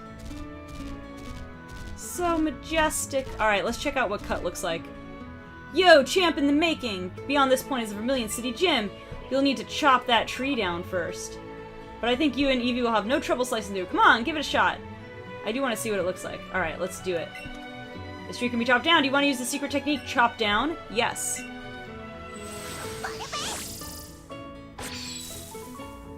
Whoa, you made Arcanine appear! Alright, that's gonna do it for today, for tonight. I might stream again tomorrow night, it depends. I didn't get as much classwork as I wanted to get done today, because I was just really tired from not sleeping too much. So I might focus a little bit more on that, but if I have to do another, like, 1 or 2 hour stream or whatever, this one actually got close to 3 hours this time, but, you know, if I want to do another little stream tomorrow night, I might fit it in, but I definitely want to get some more work done first. But I'll let you know. Stay tuned on Discord for when I go live. I will try to play some more of it tomorrow. Beyond that, I'm going to get out of here so I can get a fairly decent amount of sleep. But thank you guys so much for watching. I hope you enjoyed. And these will go on YouTube eventually. I might upload them, like, I might just upload the whole several-hour stream, just because it would be easier on my part. And I won't have to worry about if I'm cutting it in the right place, but you can let me know your thoughts about that on here or on Discord. Anyway, for now, thank you so much for watching, and I will see you next time, possibly tomorrow night. Bye. Bye.